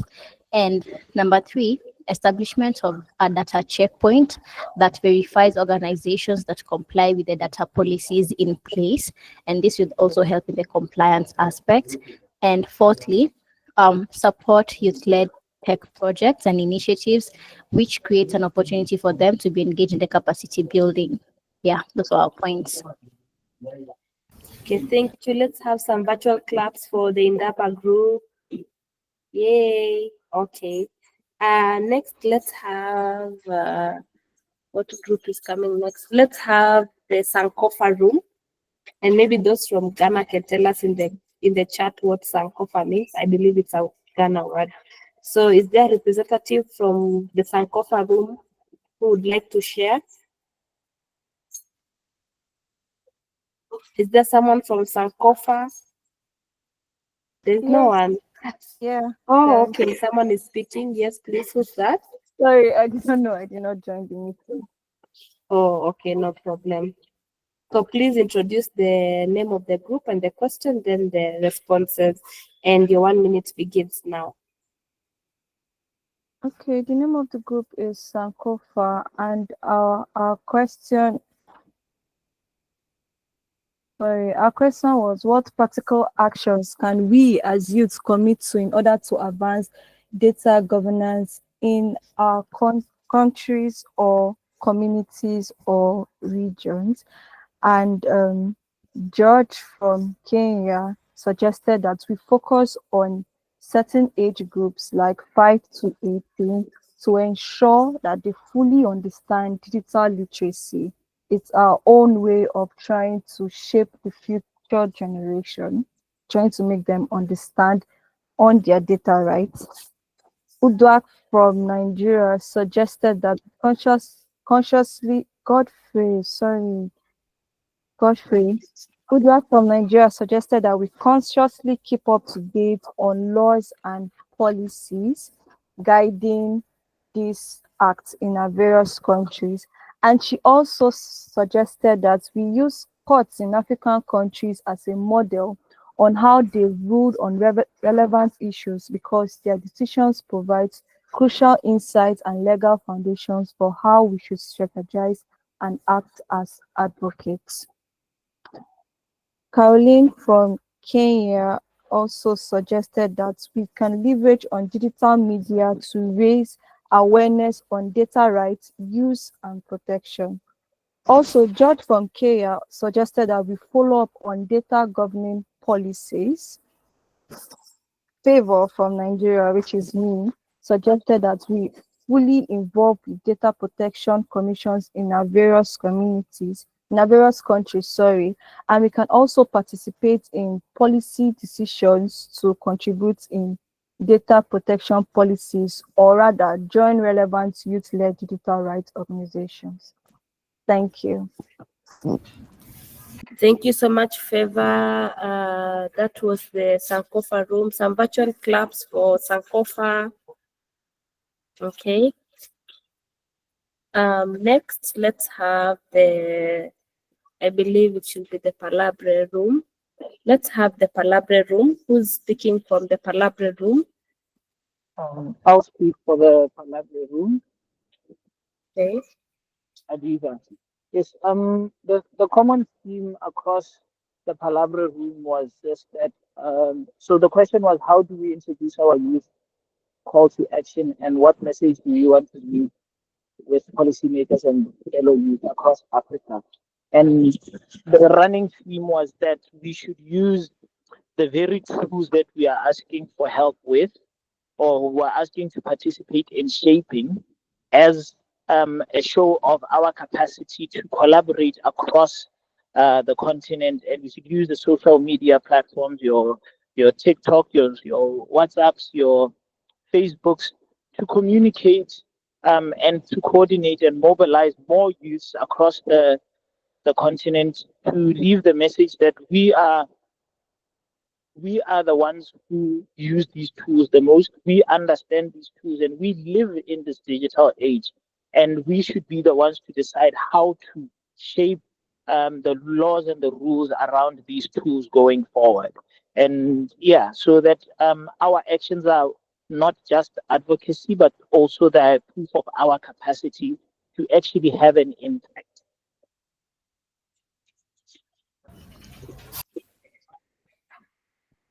Thank you. Thank you, Palabra Room. Let's have some rounds of applause for the Palabra Room. Okay. And I'm seeing Palabra Room have actually added their points into the document. So I do encourage the other groups to do the same, and please add the names of the members in your group. So can we go back to Uhuru Room? Uhuru, are you ready now? Is there a representative from Uhuru? Hello, Valerie. Can you hear me? Hi, Dennis. Yes, I can. Yeah, I'm still trying to look for. It was Adrian. He's the one who's taking the notes, but I can see he has updated. I can still go on with maybe yes, saying please. what we discussed, because I Sure. can see him in the meeting. Okay. Okay.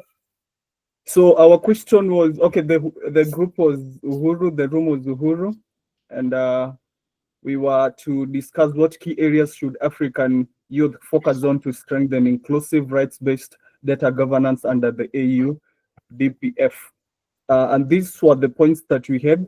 One was promote education, awareness of digital rights, considering that's the starting point. People need to be aware of the digital rights, how it's collected, privacy, and the data protection.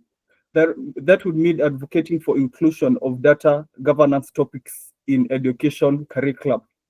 The next point was continental collaboration, that is connecting with youths across borders in creating awareness and also in implementing the data policies.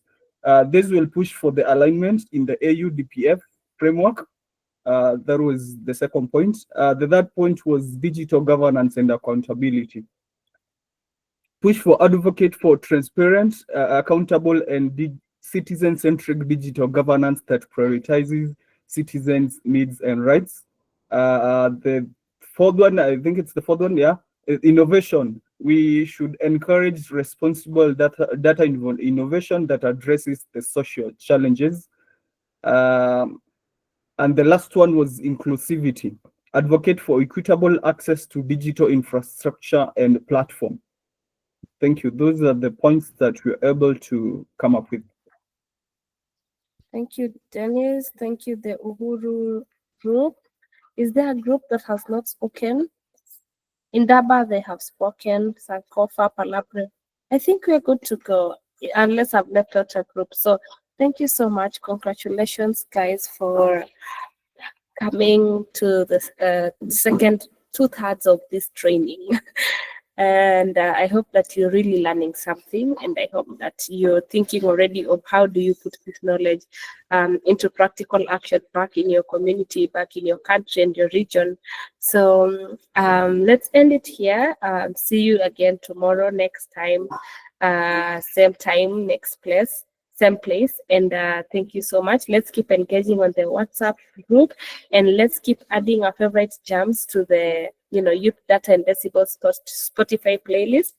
And asanteni sana. Have a great day, weekend, day, evening, depending on what part of the world you are. Kwaheri. Goodbye.